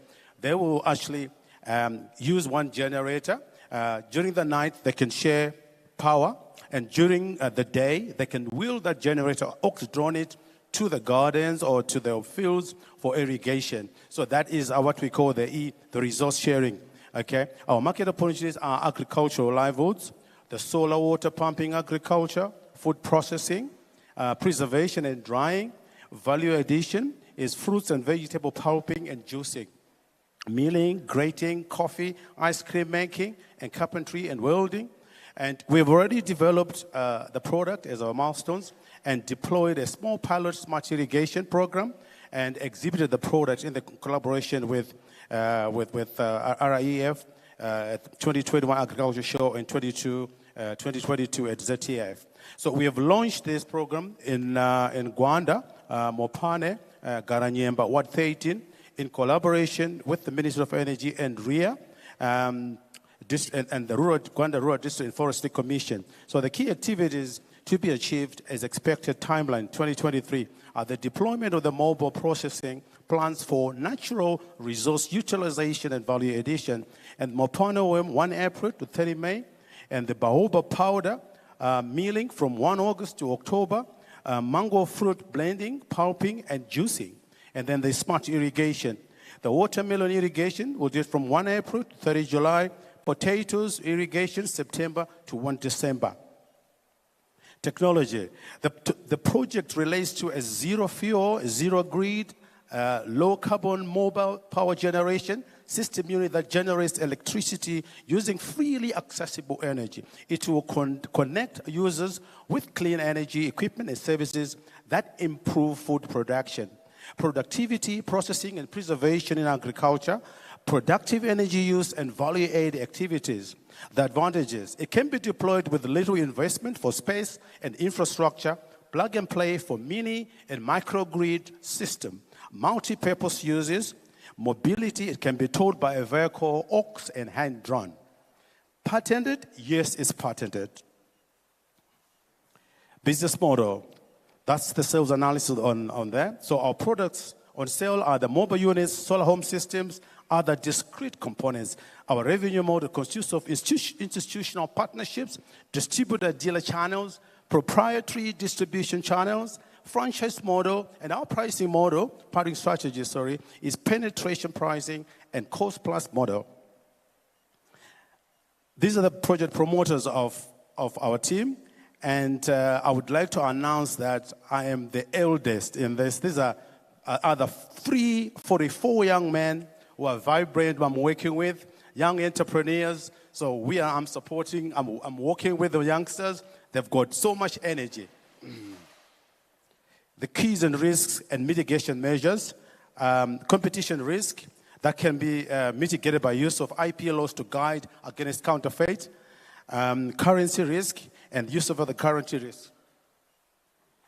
Project attractiveness, it is nationally attractive, it is technically feasible, it is economically sustainable and viable and attractive. Adhere to 3 principles: high impact, can be implemented quickly, is economically sustainable, impacts developmental capacity, social youth and women empowerment and job creation, environmental, climate action and adaptation. The carbon emission offset is that formula that is there. Scalability strategies. So expansion growth from the next 5 years. So that is the figures that we have projected. So the geographical reach and product mix, our product's potential to replication, growth, and multiplier effect into other certain regions. And growth from existing markets, new markets, standalone mini grids, microgrids, power generation systems, customer acquisition strategy, mobile marketing, social media, paid advertising, and content marketing. Right, investment ask, we are looking for 5,802,560,000. And this is investment equity, valuation, net asset value, stake offered 60, share buyback, duration to be negotiated, developer equity contribution 40, sources, grants, and shareholders contribution, application of funds, working capital, procurement of Tier 1 to Tier 5, solar home kits, solar panels, batteries, inverters, electrical wiring materials, electrical protection system, devices, structural materials to make trailers, capital expenditure, and preliminary expenditure. We have that little diagram. I'll just take just few minutes just to explain that diagram. That diagram is for the value add. Okay, what we did what we're doing for Mopane worms is that's the Gwanda which we launched, which means the generator will provide power, and we want to put an infrastructure for the villagers. Let's say 13 for instance. We'll put a pump station, we'll put a water storage tank, and we will also invest into the irrigation. We wire up the irrigations for them, and then we give them, they will also now farm tomatoes, watermelons, and from that, we'll do the value addition, where we'll provide the tire 2 there, where we have the dryers and the processing plant, and then they will also provide some machinery to do the market for these products. So this is what, in a nutshell, this is what we imply to do as we look at marginalized communities. Thank you so much for your time. So if there's any investors, you also refer to our pitch deck. Thank you so much. Thank you. A round of applause, Pascal Mabruva. Please, you know what I like about all of the pictures is the passion that each of them shows for their projects, and I really love that. So please engage with them, find out more about their projects, and please, let's see if we can make some deals, yeah? This is why we're here, are we not? Okay, let me ask now, please, Regain 37, Tawanda Jonathan Mushawedu. Please, a round of applause for Tawanda. Okay, brother, you push down if you have presentation. Yeah, you just push down. You can start as soon as it comes up. All right, can we have the presentation, please? Thank you. Thank you. All protocol observed. So I'm Tawanda. I'm the CEO and founder at Regain 37. We run with a tagline, creating a world-class citizenship. The whole point and idea, we realized it when I was in the diaspora, and I noticed that if you are from third world countries, your salary scale is very different from someone from, the first world. The reason is the quality of education. That's what determines the salary scales. So we are an organization that is 100% owned in Zimbabwe by fellow Zimbabweans. Started in 2018, went commercial in 2019. We have 2 SBUs within the group. So we have connected communities, which is what I'm going to talk about today. And Zimbo Zabantu is healthcare SBU in our company. The company really, in education, it offers a very wide spectrum of learning solutions with a very purposeful driven to drive value chain of renewable energy solutions in the education space. We also curate education content into the vernacular languages, Shona and Ndebele, and all the other 15 or 16 languages that we have. The problem that we have seen in this market is that in the off-grid communities, the off-grid schools of Zimbabwe and the poor urban schools of Zimbabwe, there is literally 2% of those schools that are connected to the grid, and out of that, 53% are actually off the grid. And we have very little infrastructure, education infrastructure, only 850 libraries in this space, and an average of student-to-computer ratio of 1 computer for 135 students. So this is some of the issues that we're trying to solve. So basically, we offer electrification of the schools, we digitize education, we are providing a low-cost access to education content through the provision of decentralized renewable energies, that's a 5 kV rooftop solutions, and internet-like experience that we provide in the schools through our local area network-based server, which is an internet in a box, up to 1 terabyte of information with a web-like experience. Our package, as I explained there, we are possibly the only company that is solarizing the classrooms. Every other person goes to the school administration, but we are solarizing the classroom, and we're providing all this, as you can see from here. What is our model? Most people think that there's no money in the schools. There's actually plenty of money in the schools for the right products. So we have a lease to own, and we are providing this at just $1 per month per student. That works to $3 per term, or $9 throughout the 12 months lease to own period. This is paid through the school development committees. Well, you know that there's development levies that are collected. There is also all student associations that we work with through the diaspora remittances that we often operate with.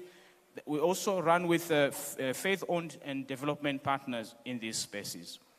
Our total addressable market is 9,500 primary and secondary schools. That speaks to about 6.6 million pupils. And we have obtained 480 schools. That speaks to 336 students that we work with, and we are targeting it by 2026. If you add on the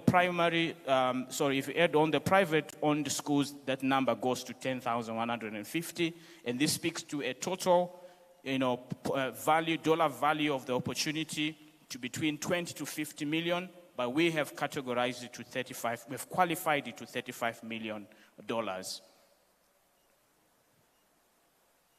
Our track record at the moment, we have a team of 10 full-time employees and 7 part-time employees. We have raised just about $550,000 over the time we went commercial. We are in 64 schools to date. We have installed 290,000 watts, that is 0.290 megawatts of solar energy. We have been de-risked to some extent by the likes of AECF, the likes of Deloitte Global, CIMA, and quite an Australian aid that we work with locally. Our investment opportunity and investment ask of today is $1 million. That is mainly debt for us to expand to 480 schools. We're hoping to have a grace period of 9 to 12 months and a tenure of 48 to 60 months, offering a 10% interest on that debt. We hope to have this fund by end of H1. We have put in, as stakeholders, we've put in $190K in the business.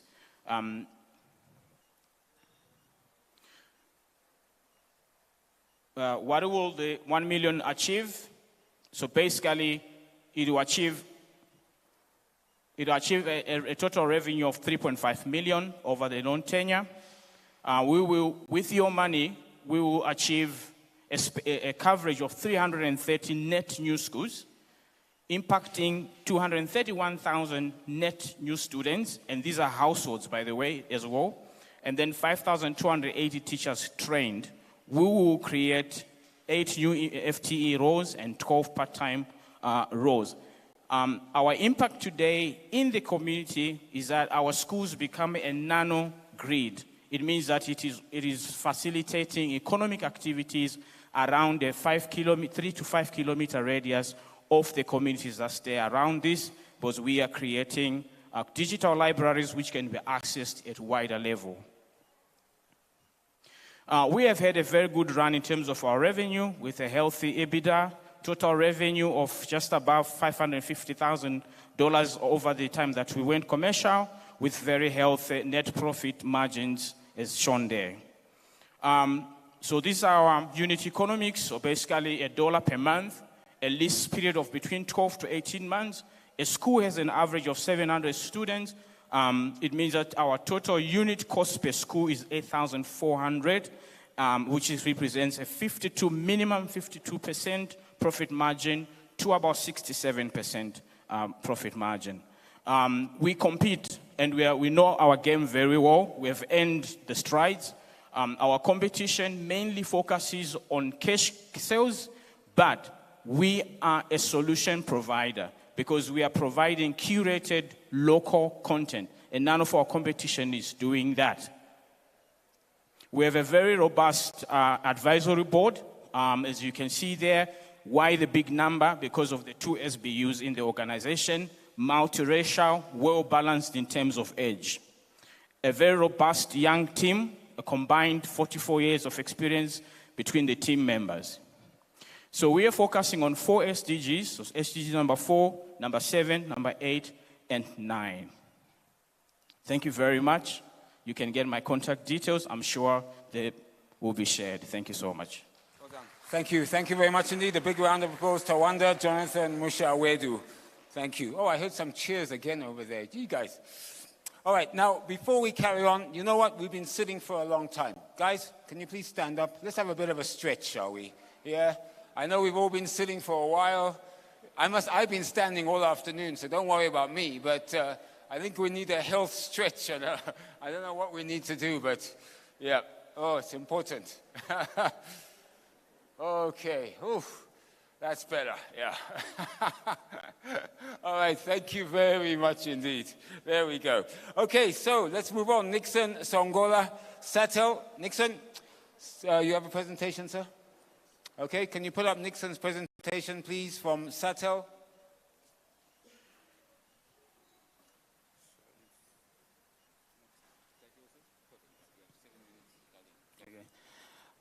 Good evening, ladies and gentlemen.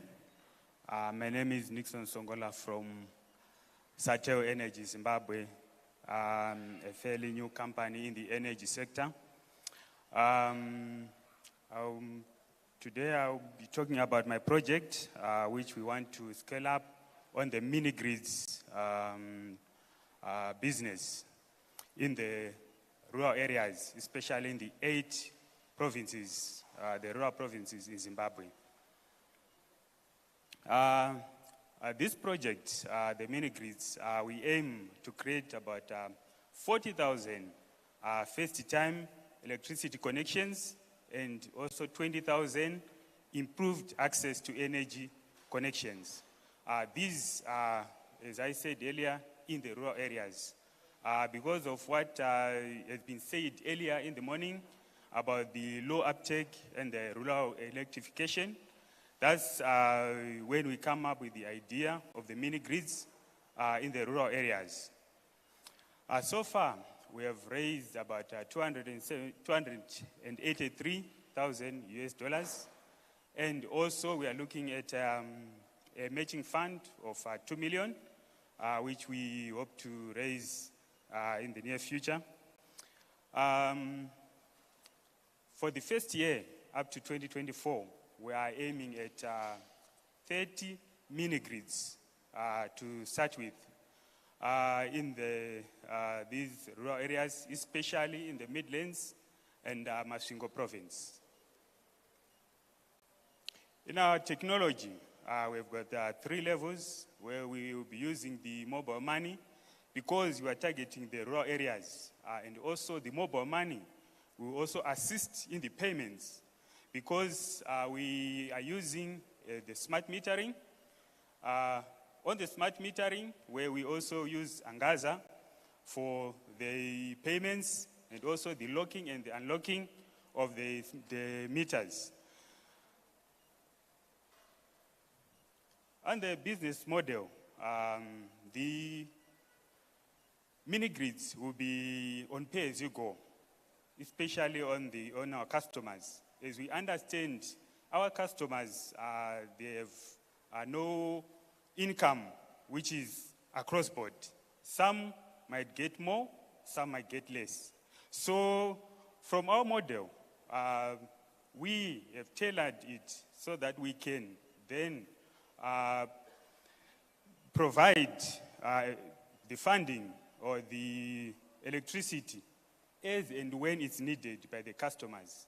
The customers can also pay even $1 of electricity, because that's what they can afford at that time. So it was tailor-made for everyone in the rural areas because of the income gap that exists in that field. And this is the team that will be working mainly on the project. Most of them have worked in the solar project for some time, and we hope they will also assist in the project. Key risks, some of them have been highlighted by the previous speakers, especially on staff turnover, the supply chain risk, and also the defaulting by the customers.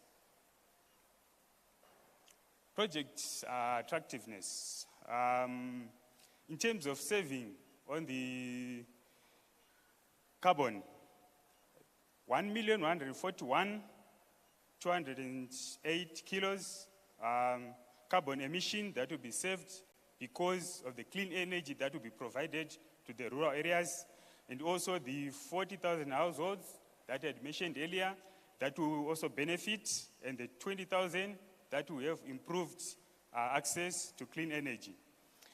The 200 beneficiaries that will be saved from this, the use of kerosene, and also the candlesticks.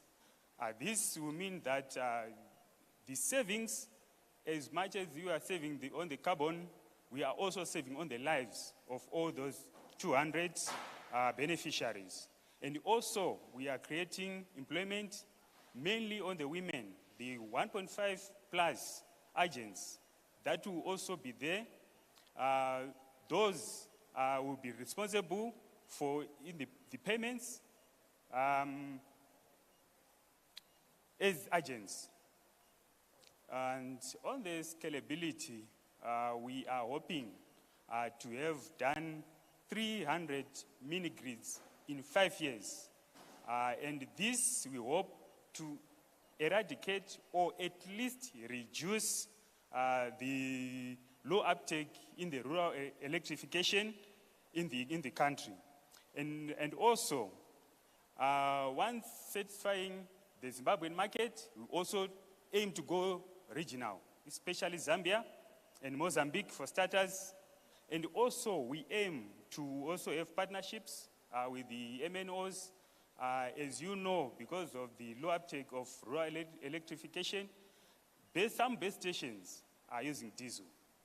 So these mini-grids will also go a long way in helping them so that also they don't use diesel, but they've got an uninterrupted supply of energy for their base stations. And also on the farmers and mines, I will assist them using the mini-grids. Investment, we're looking at 300,000 so that we can scale up and also buy inventory for the mini-grids, and also the return is around 100% for every investment that we receive. Thank you. Please, a big round of applause for Nixon Songola from Satel. All right, now we move on. Lankla Sibanda, Green, I think it's Viral Project, VRL. Do I have to say? All right, yeah, don't worry. VIRL Project, how's that? You have a presentation?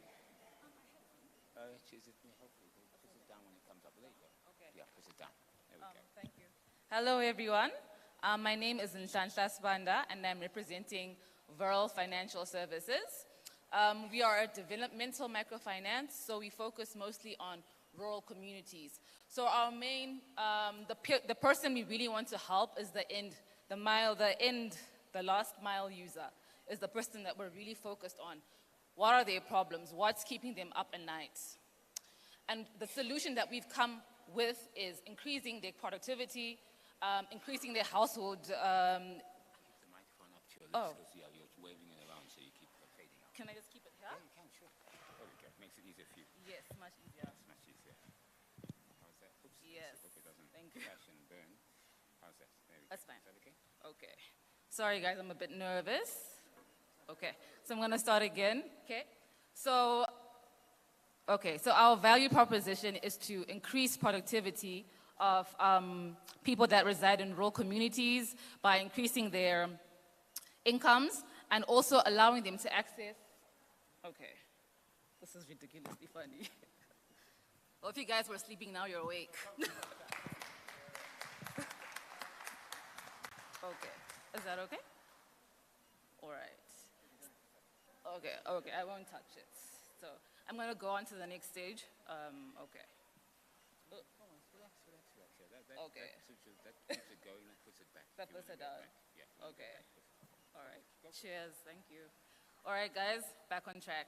So as Rural Financial Services, we've been operating for about 12 years, so we have a good understanding of rural communities in general. So what we found out was that we were concentrating on increasing their income-generating activities by providing input loans, but then we also realized that these households didn't have access to energy, and that's what spurred our green portfolio. So with assistance from AECF, we've managed to actually disburse around 650,000 loans worth 650,000 to 3,000 people. So that was about 2,700 households and 300 SMEs. So far, our green portfolio constitutes about 40% of our portfolio. And we so far have about 43 individuals that are employed full-time at Vural, and we have about 30 agents, and 80% of these are women. So our overall traction as an entity is we managed to disburse around 31 million loans to about 25,000 people, and of these, 4,000 were youth, and about 14,000 of these were women. And we've also managed to reach out to 3,000 individuals in terms of lighting solutions. So one of our challenges is moving away from only providing smaller lighting solutions, because people need more energy. So people need solar pumps, people need solar dryers, people need clean cooking solutions. But for us as an organization, one of our challenges is being able to have that much funding to give people. So that's one of our main challenges. And then the other thing is when we source finance, the interest rates. I think somebody was talking about interest rates being as high as 10% in microfinance. Because we actually have grant funding at the moment, we're able to subsidize that to about 3.5. So that's some of the things that we're looking for. So if we are able to access flexible lending or flexible funding, it would enable us to create or tailor-make loans that actually are made to help these people in these communities, because they are economically active. We just have to be mindful of their earning capacity and their... Yep. So currently what we are doing is, like everybody else, leveraging on the pay-as-you-go systems.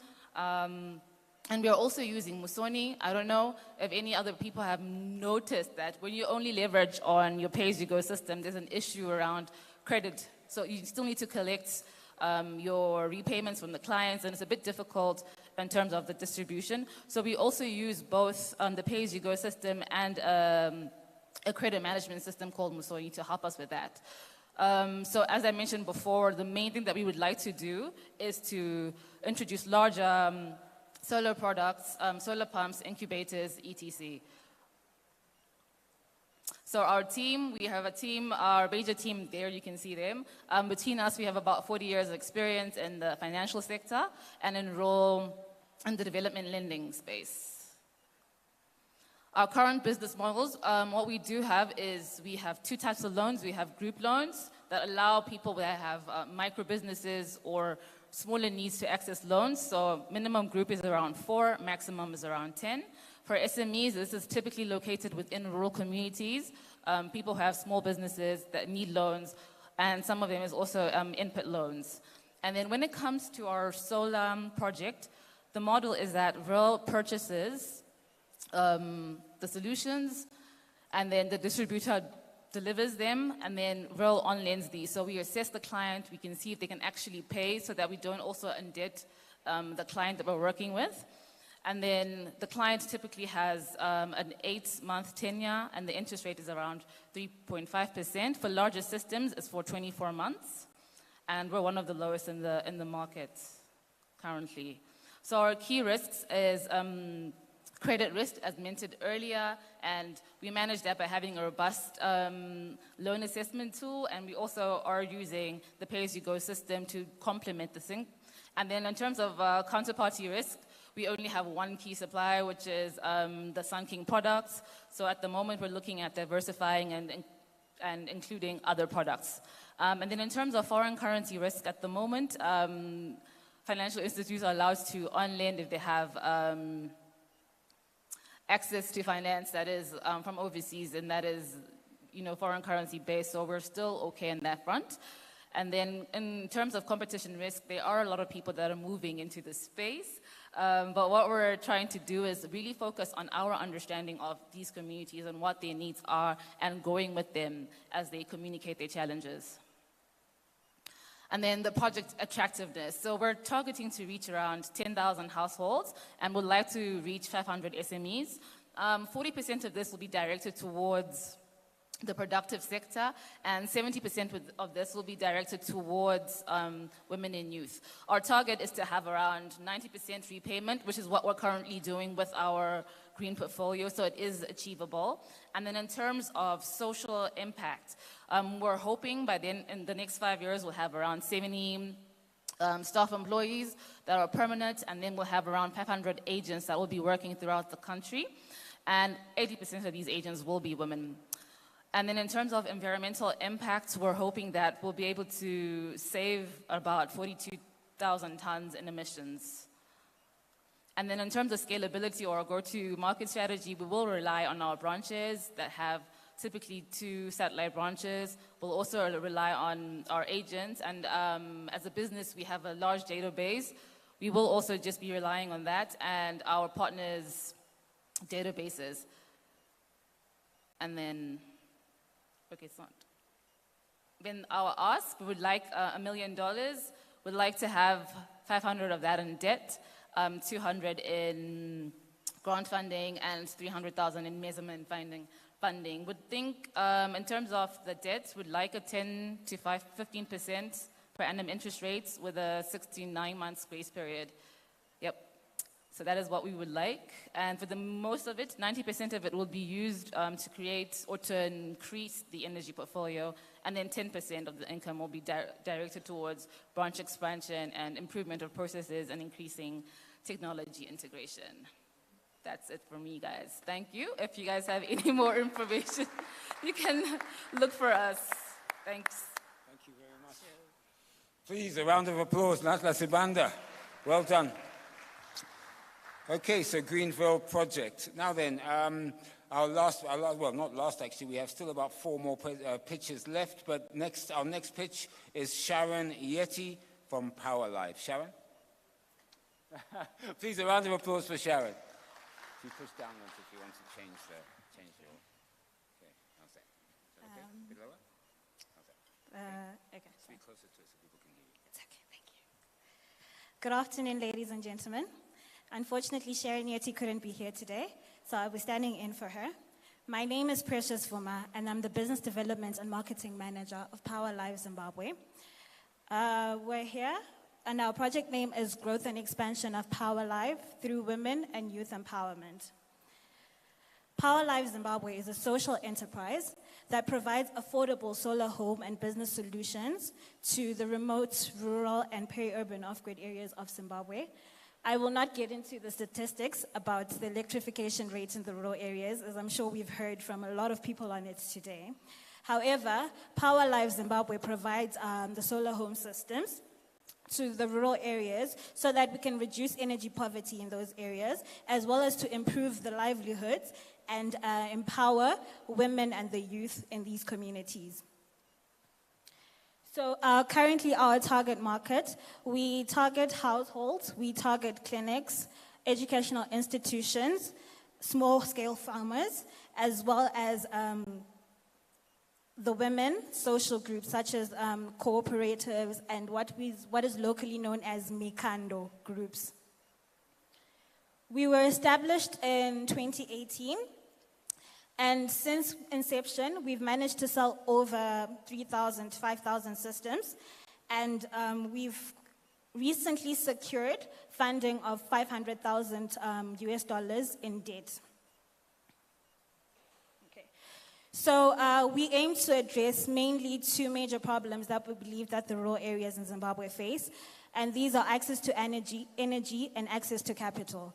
So in terms of accessing energy, what we do as Power Live is that when we go into these local districts and communities in the rural areas and the peri-urban areas, we go into the locals and we hire and train women that work with us as the agents in their communities, as we believe that local knows best.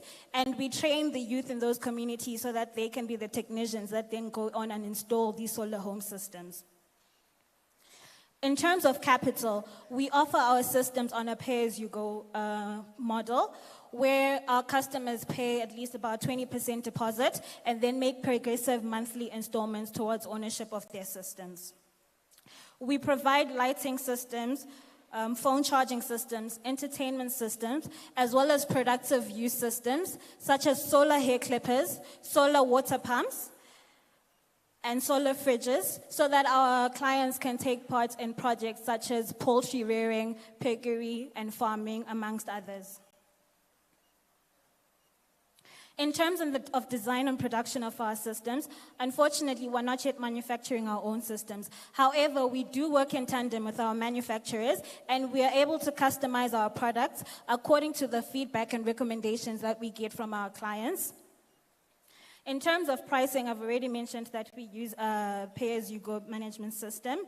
And for sales and distribution, we use our network of sales agents that are located across the country.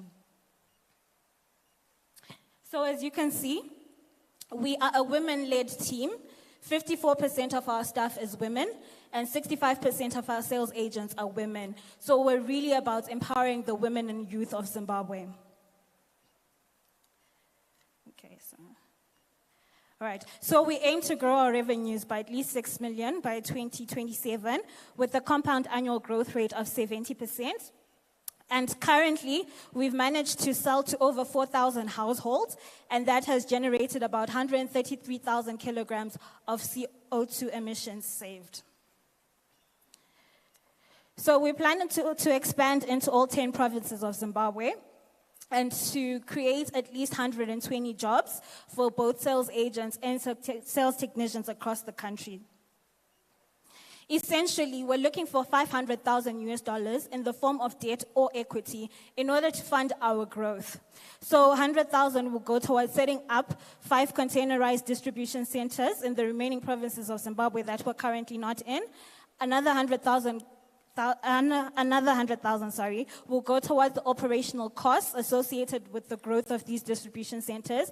And the other 300,000 will go towards stocking up so that we can sell the stock at the new distribution centers that we want to open our offices in. Okay. If you need any further details, you can contact our CEO with the details provided. Thank you very much. Please, a big round of applause, Power Live there. Thank you very much for that pitch.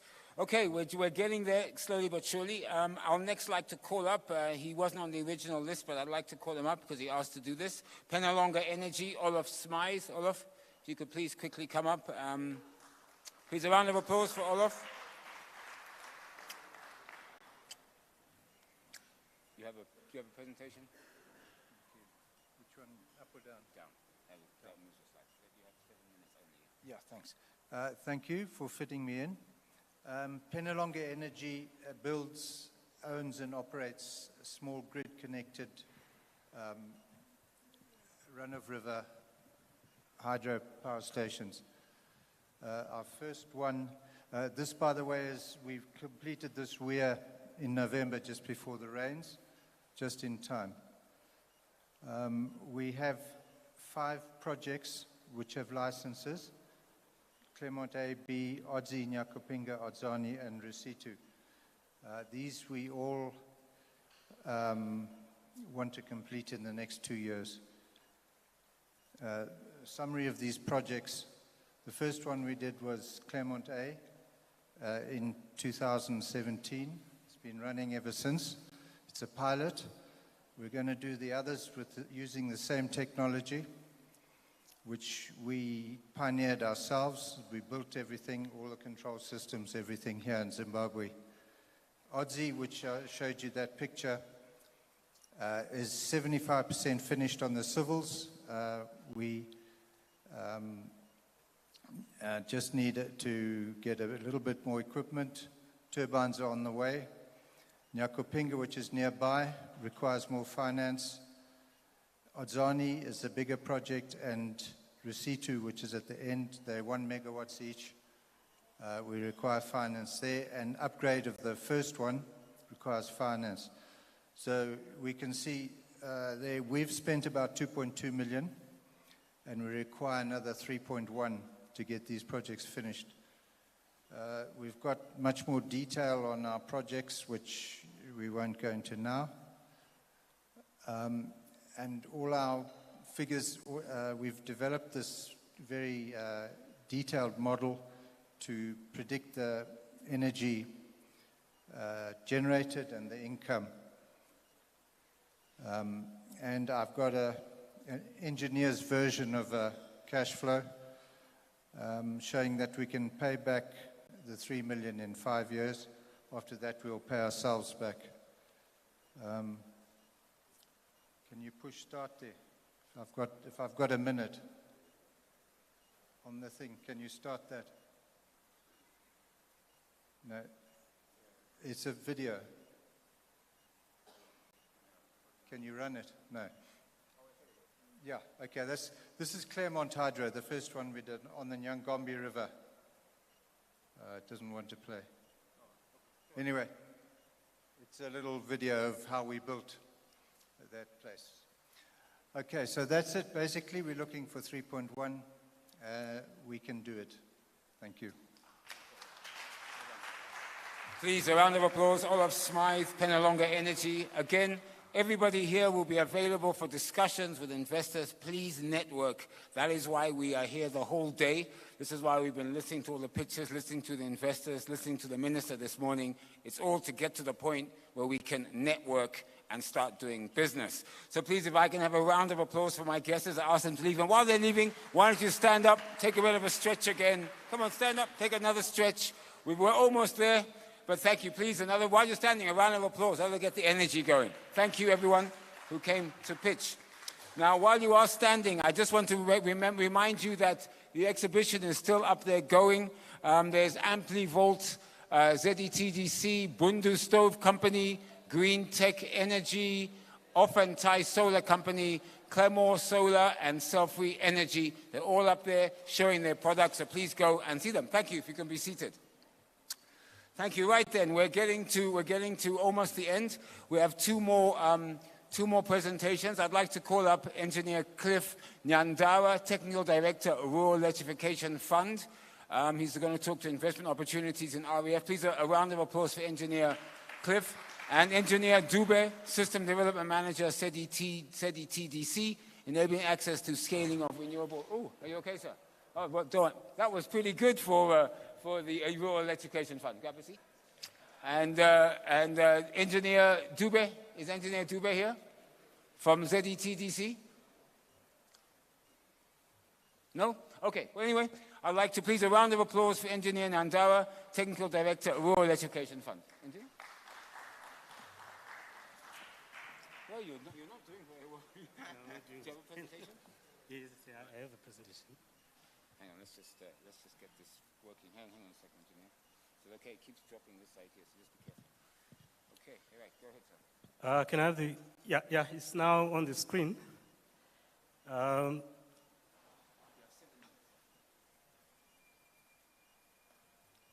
Which way do I? Down.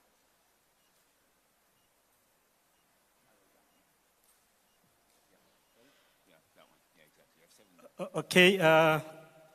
Who are we? We are a state entity under the Ministry of Energy and Power Development and established under that legislation.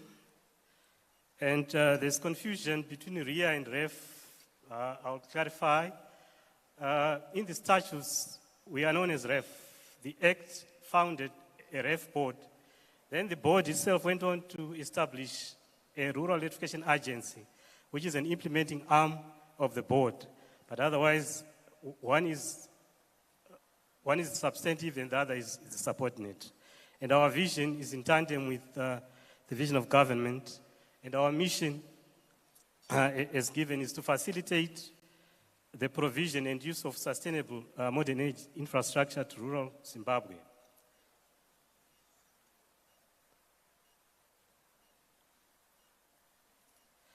Okay, our mandate. We start with rural energy master planning, where we come up with long-term energy plans for the country. Then we also are responsible for grid extension in the rural areas. And then we are also responsible for alternative energy technologies. In other words, alternatives to the grid, and we talk about off-grid solar, grid-connected, biogas, and small hydro. And then we are also required to document the rural energy supply practices and disseminate same to the market in Zimbabwe. Okay, most of the presentations have been centered around solar, and so is ours. Solar seems to be the technology of choice in terms of investment. So we want to get to the marketplace and see how it is structured. At the very bottom are the small systems, the pico systems, the solar lanterns, and the multi-lights, which most companies that came up here were talking about. And then the next on the hierarchy is solar home systems, which are slightly bigger and installed in homes mostly. Then you upgrade to commercial solar home systems installed in commercial enterprises, water supply, irrigation, etc. And then we move on to, which are mostly found in urban areas, which are solar parks installed to supply solar to shopping malls, factories, and the like. Then we go on to standalone mini grids. And finally, the granddad of the sector, which are grid-tied. As REF, we are operating in this standalone solar mini grid subsector. Okay, there are particular projects that we are looking at. The first one is we are looking at a suite of 277 solar mini grids to be developed. And these were identified from the master planning that was done. And then we're also looking at setting up a solar assembly plant. As most will specify, that is the companies that were here, almost all their equipment is imported. So we're saying these are dollars that are being exported.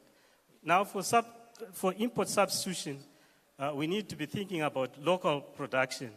And as REF, we just want to leverage the little that we have so that we have partners on board who then can bring in the expertise that we need, and we develop solar panels locally, and eventually all the components will have to be produced locally. And that is for the total electrification to happen. And then we're also looking at grid tied. We're extending the grid extensively, but there isn't much to feed into that grid. So why not go backwards and generate ourselves? So we're looking at setting up a 5 megawatt plant somewhere up in Marsh West, and we've done some feasibilities. Then thereafter, we'll do one each in each province. And we've declared this in the NDS, so that's what we are pursuing. Now, back to the mini grids. In the morning, there's a company that talked about mini grids feasibilities and came up with the CAPEX, the OPEX, and the tariffs there. That was done within the context of UNDP pilot projects. We are together with UNDP, and we're then saying the 277 mini grids that I talked about are going to be developed along the same lines. So if you look at the picture there, the model that we are looking at is that somebody will put up the generator, which is the solar array, and then REF will put up the distribution lines, and then this generator owner will provide an energy service at the other end. So it's a co-funding model that we are looking at. And the funding that we are on the market for REF is so that we can co-fund, and our part is the distribution line. And then the private players will do the generation end. The typical size is that they range from 15 kilowatts to 200 kilowatts. They come with a distribution line, and the focus is on productive use of electricity so that these mini-grids are then viable. The end users must be able to pay for the electricity. Then the business canvas, let me skip that. And also the business model that we're looking at is community managed. It has its own pros and cons. The private sector, the government managed agency, which is where we fall in as REF. And we are now looking for strategic partnerships so that we enhance the government agency model. And then before UNDP came on board, we were running our own program as REF and focusing on energy poverty. And this is one that we did in Cholosho, at Bemba, in March North. So this is to demonstrate our capacity then to come up with these power plants. So going forward, we now want to add the productive use to our model, hence the UNDP on board. Then the solar assembly plant, the floor plan, the business model canvas, and the matrix here. We want to set up it as a 20 to begin with, which can be scaled to 50. And to begin with, we need about $1 million. And the raw materials, we require about 2.5. And we're looking at equity and debt to set it up as an SPV. And then the partner that we need would be a technical partner who then comes in with expertise to run it and provide raw materials. And these are the metrics. From our calculations, it should pay back in about 8 years. The NPV is positive. The IRR is way up there, 17%, vis-a-vis 12. And the further proof of viability are in the two points below. Thank you very much.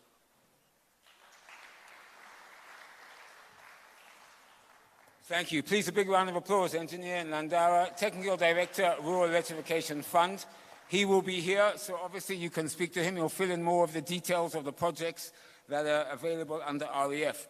Now then, I did have an opportunity for Engineer Dube, System Development Manager, ZETDC. Engineer Dube, I can give you the counter of going once.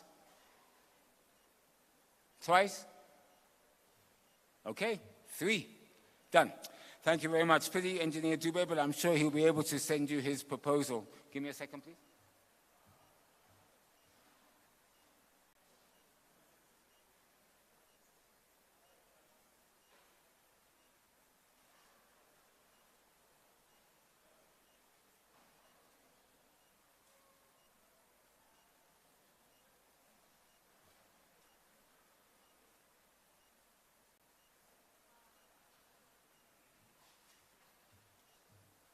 I'll tell you what, we do have someone here from Langforce. Is there a representative from Langforce?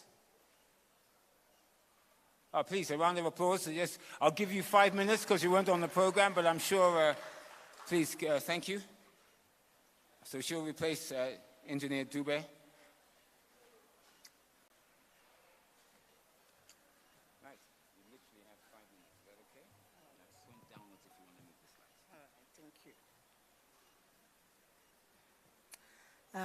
A very good afternoon to you. I'm very glad to be standing before you. My name is Judith. I'm from Landforce Energy. We are a woman-led for-profit social enterprise in the renewable energy sector, and we mainly deal with biogas solutions, the Clean Cooking Forum. As Landforce Energy, we identified a problem which women and children mainly face in the rural areas and even in the urban areas. That has to do with energy. They are the ones who go out to look for firewood to provide energy for cooking.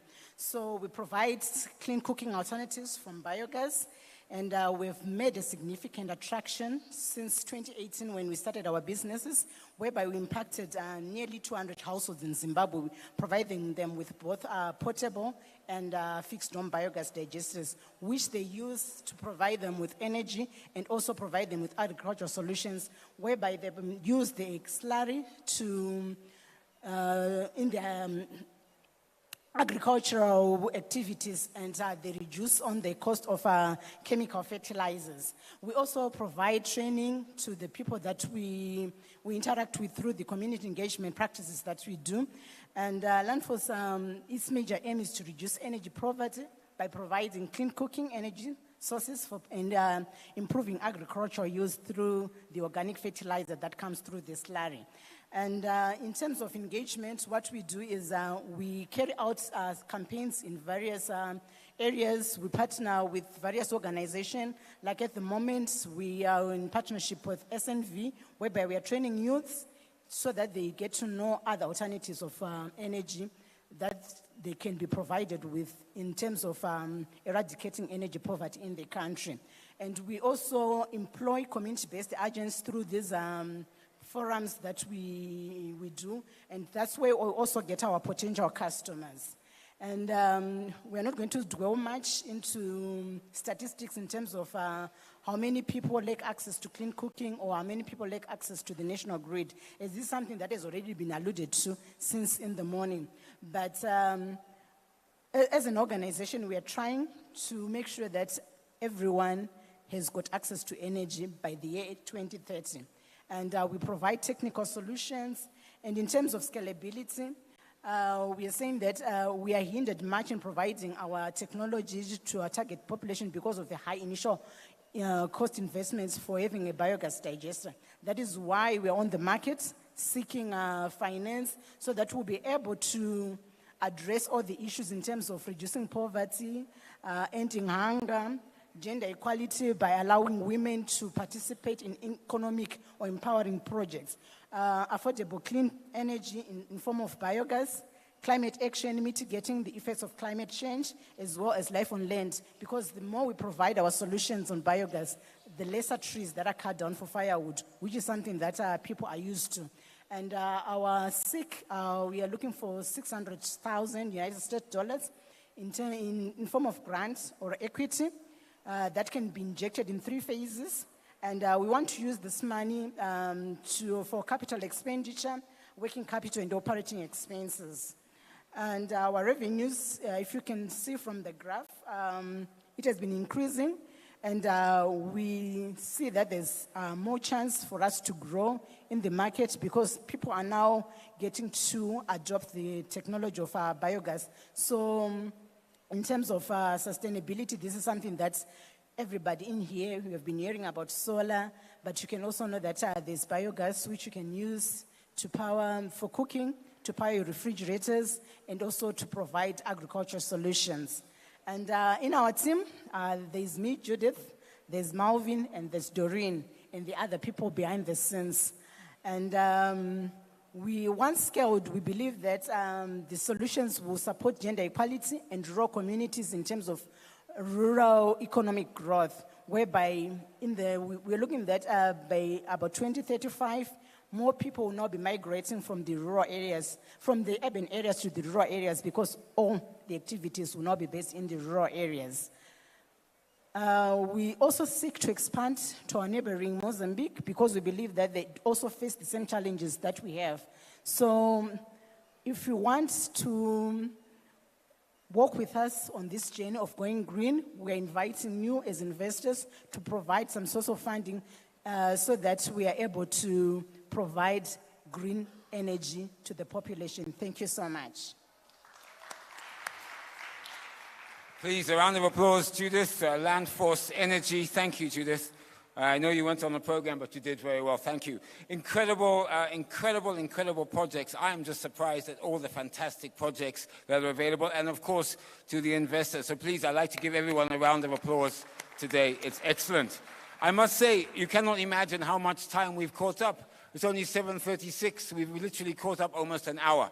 So now we're getting to our closing remarks. All good things come to an end. It's been a long day, but a very satisfying day, I believe. So I'd like to now call up on Dr. Sostern Ziuku, Director Energy Conservation and Renewable Energy Department, Ministry of Energy and Power Development, to give us outlooks and the next steps. Please, Dr. Ziuku.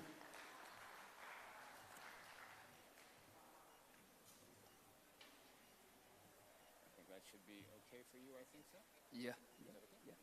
Thanks. Thanks, Andy. Thanks, the Master of Ceremonies.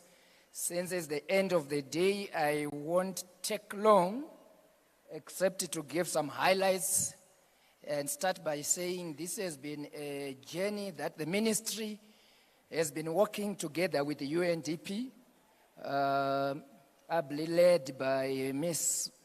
Manager, the Deputy Country Representative, and Jeremiah, where is he?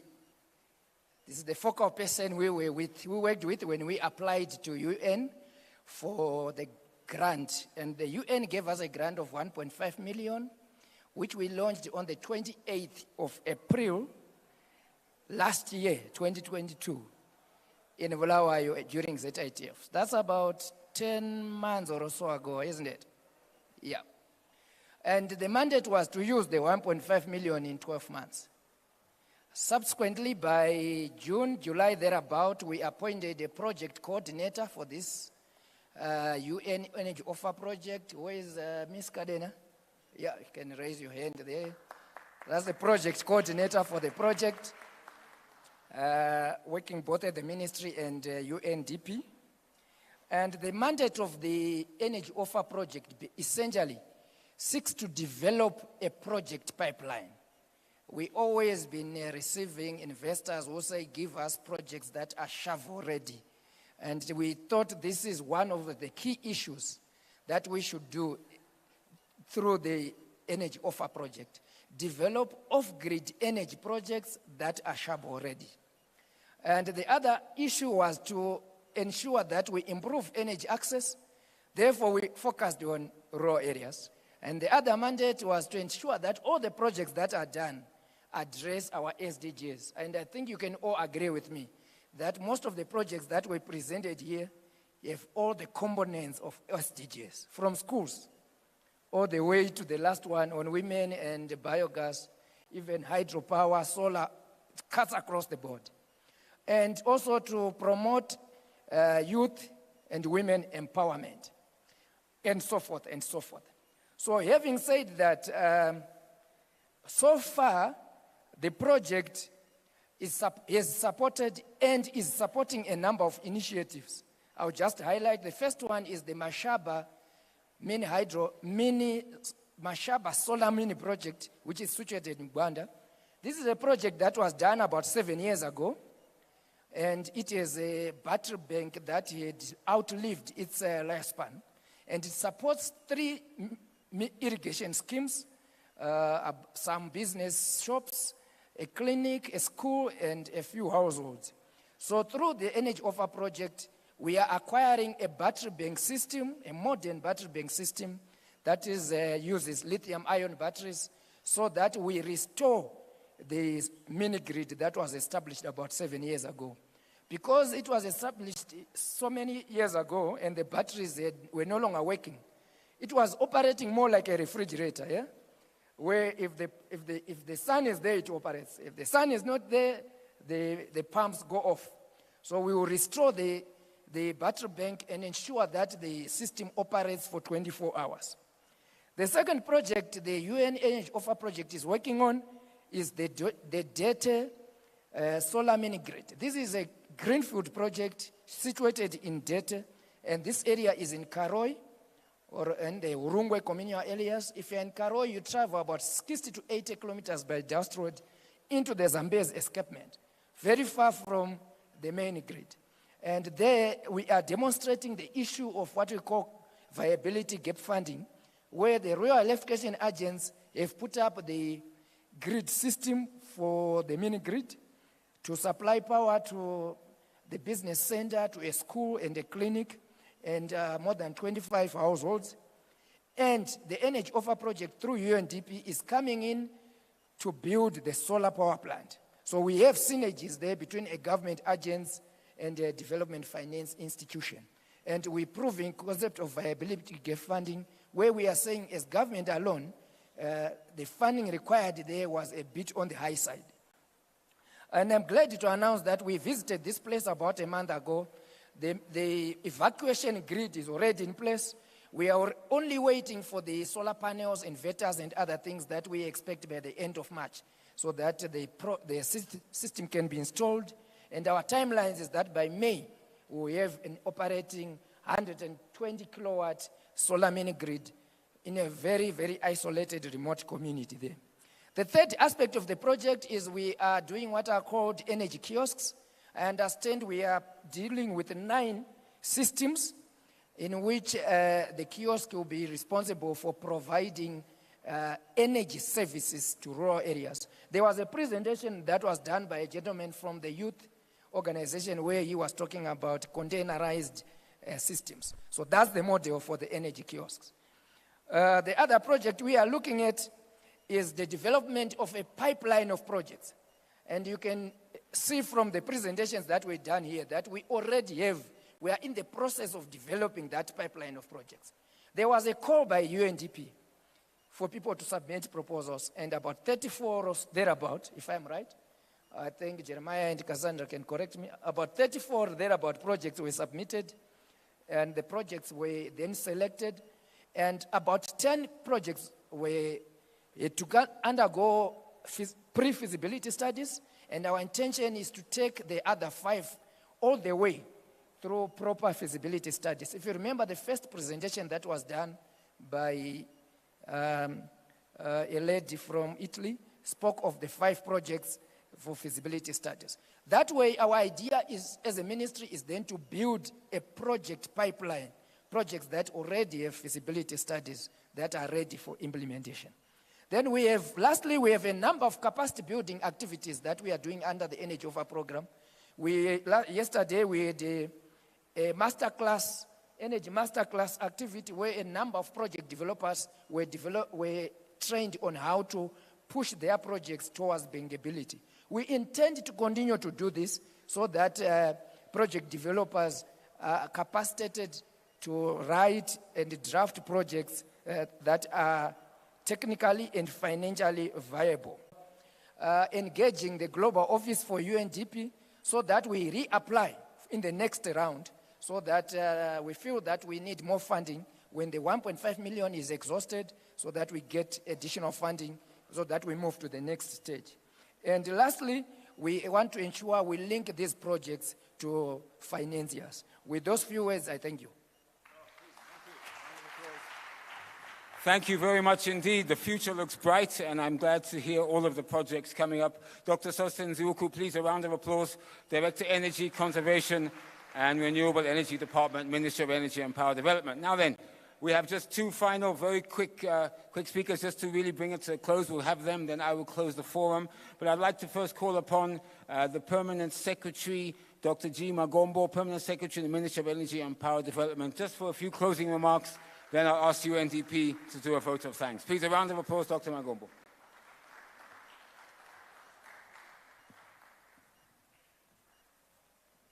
I got it right this time.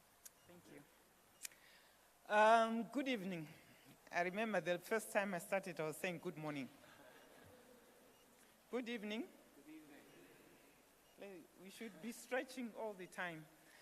Yeah, it's been a journey which we have traveled. Today, that's too close to my face. Thank you. Just push it back a bit. Thank you. It's been a journey which we have traveled, and I think when I started this morning, I was highlighting the fact that we have a program where we are coming together to address challenges which we face as a nation. I know a number of issues have been raised, and a lot of presentations have been done by different stakeholders. But what is key and something which we need to take home is the fact that as a ministry, we are very grateful for the contributions which we have received today, not just from the different stakeholders we deal with, but most importantly, from our entrepreneurs who are the unsung heroes who continue to help us as government to ensure that the National Development Strategy 1 is implemented. I think at times there is no connection between our national strategy and what we did today, but I just want to give you the link. As part of our NDS 1, we have 4 main issues which we highlight. The first one is to build new capacity. And I think from the projects which were presented today by the private sector and also by our rural energy electrification agency, they were looking at what needs to be done. And for us, every megawatt counts. From, I know my friends, where is he? Olaf, he has left, but he has been doing a lot of work within the Eastern Highlands together with some of the IPPs who have been doing mini hydro projects for years. And we have over 35 megawatts of that which is installed. And this is through purely private sector participation. And this, today, I'm also happy to see how my women were ready, even those who were not supposed to be pitching today, they already had projects which they were ready to pitch and have financiers who are from development partners. I'm looking at the AEEP, the UNDP itself, the banks, to say that there is something in this sector for everyone. I know there are some who believe that the Rural Electrification Energy Master Plan has not actually started happening. We are implementing it. It's happening. We have projects which have been implemented. We have projects which are part of the projects which are being pitched today as ready and which are going to be part of the pipeline for implementation. So these activities which we are doing are really meant to show the diversity of programs and projects which the energy sector has, right from clean cooking, off-grid systems, solar home systems, mini grids, from hydros, right up to the large power systems. We believe that there is room for everyone, and each and everyone will have and make a difference. So it is my pleasure to say that today my role was very simple. It was like a dating service. It was to link those with projects which are ready for implementation with those with various forms of financing to ensure that something happens. So if you have not been able to identify a date, someone who you will then follow up to say, you saw my pitch, so what is it which you can do for me? Then you didn't get the full benefit. But for those who might not have pitched their projects, I still believe that there is still a benefit in terms of how to put projects, proposals together and how to bring them to financiers. I know our bankers will still want more spreadsheets and financial models to do that. But I believe that one thing which we did today was to do a bit of matchmaking. And it's the first of its kind, and I would like you to applaud yourselves to say we managed to come together and talk to those who can assist us to move forward. I believe that whilst we are still talking about the 100 billion which is supposed to be available annually from the global north to the global south, it is these funds, these people here, the banks, our own local investors who are able to make a difference by starting with the small steps. And the beauty of renewables is their scalability and their ability to increase. And I think from the submissions, we all were able to see that. So I would like to take this opportunity, because I'm speaking on behalf of the ministry, to thank our principal, especially our Deputy Minister and Honorable Minister who made time to be part of us today. Our very energetic and quite inquisitive facilitator in the name of Andy Hodges. He's busy phoning. Let's give him a round of applause. He has been really wonderful and has managed to put everything together for it to work. So we got your messages. We need to do more of these. We need to bring up a system which will allow for you to have access to data. I also want you to be also cognizant of all the reports which we have as government, especially the likes of the population census reports which were actually distributed. There's a whole household one which I will need you to also look at, which speaks to electrification of households. It looks at about 3.8 million households, and it also tells you what is the level of access from both grid, off-grid systems, clean cooking, lighting. All that information is available and is statistics for 2022. So we are happy that we can share those, but they are also available on the National Statistic Agency website so that you can update. Most of your presentations were a bit out of date, but I think it's important that we do this. We also want to acknowledge we have some visitors. I think we have some visitors from Gambia who came and would want to scout for investments in Zimbabwe. We would like to acknowledge them. They are looking for opportunities, and I think the presentations today will also help them to appreciate and understand the thirst for being part of the solution. I think that's my message, to say whilst government is doing so much, I would like to thank you, all of you, especially who pitched your projects, for being part of the solution to ensure that we achieve universal access by 2030. And I think with all the projects we have, we will not even wait for 2030. We should be able to do it even much earlier. So thank you so much and have a good evening.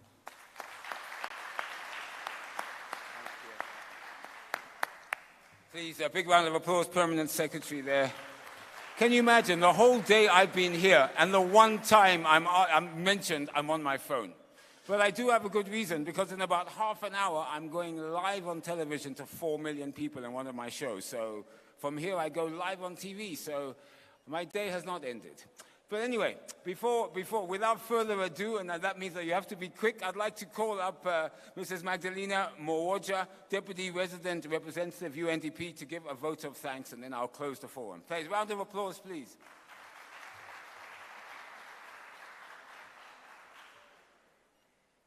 Thank you very much, Andy, and really I shouldn't take more than 3 minutes, but just really to say that I'm absolutely amazed and impressed really by the patience, first of all, to have sat in this room. Is it how many hours? We started at what, 9 o'clock? Some of you came, I suppose, at 8 a.m. or something like that. But the patience, the energy, and the interest and the focus really in this lengthy pitches that were shared today is very impressive. So please give yourself all a round of applause.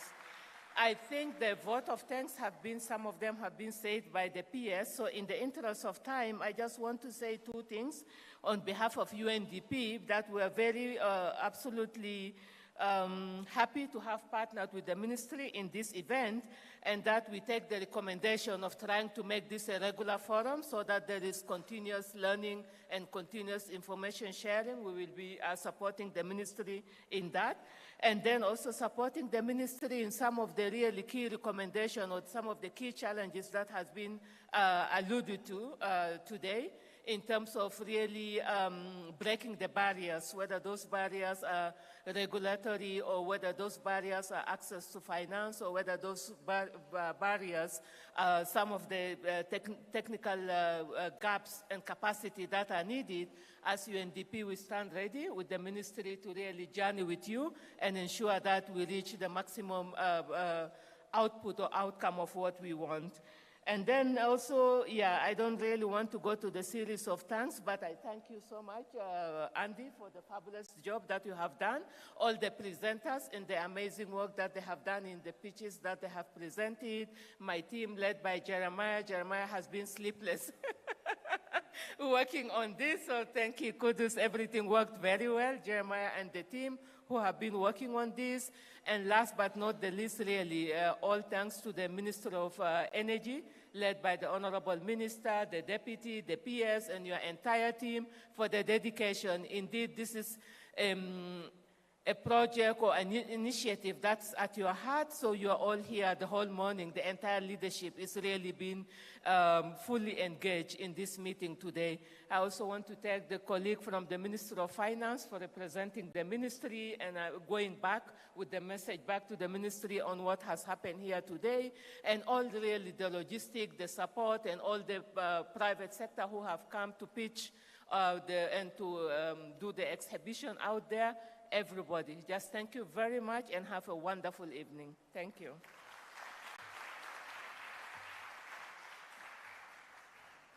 Please, a big round of applause, Mrs. Madalena Mowoja.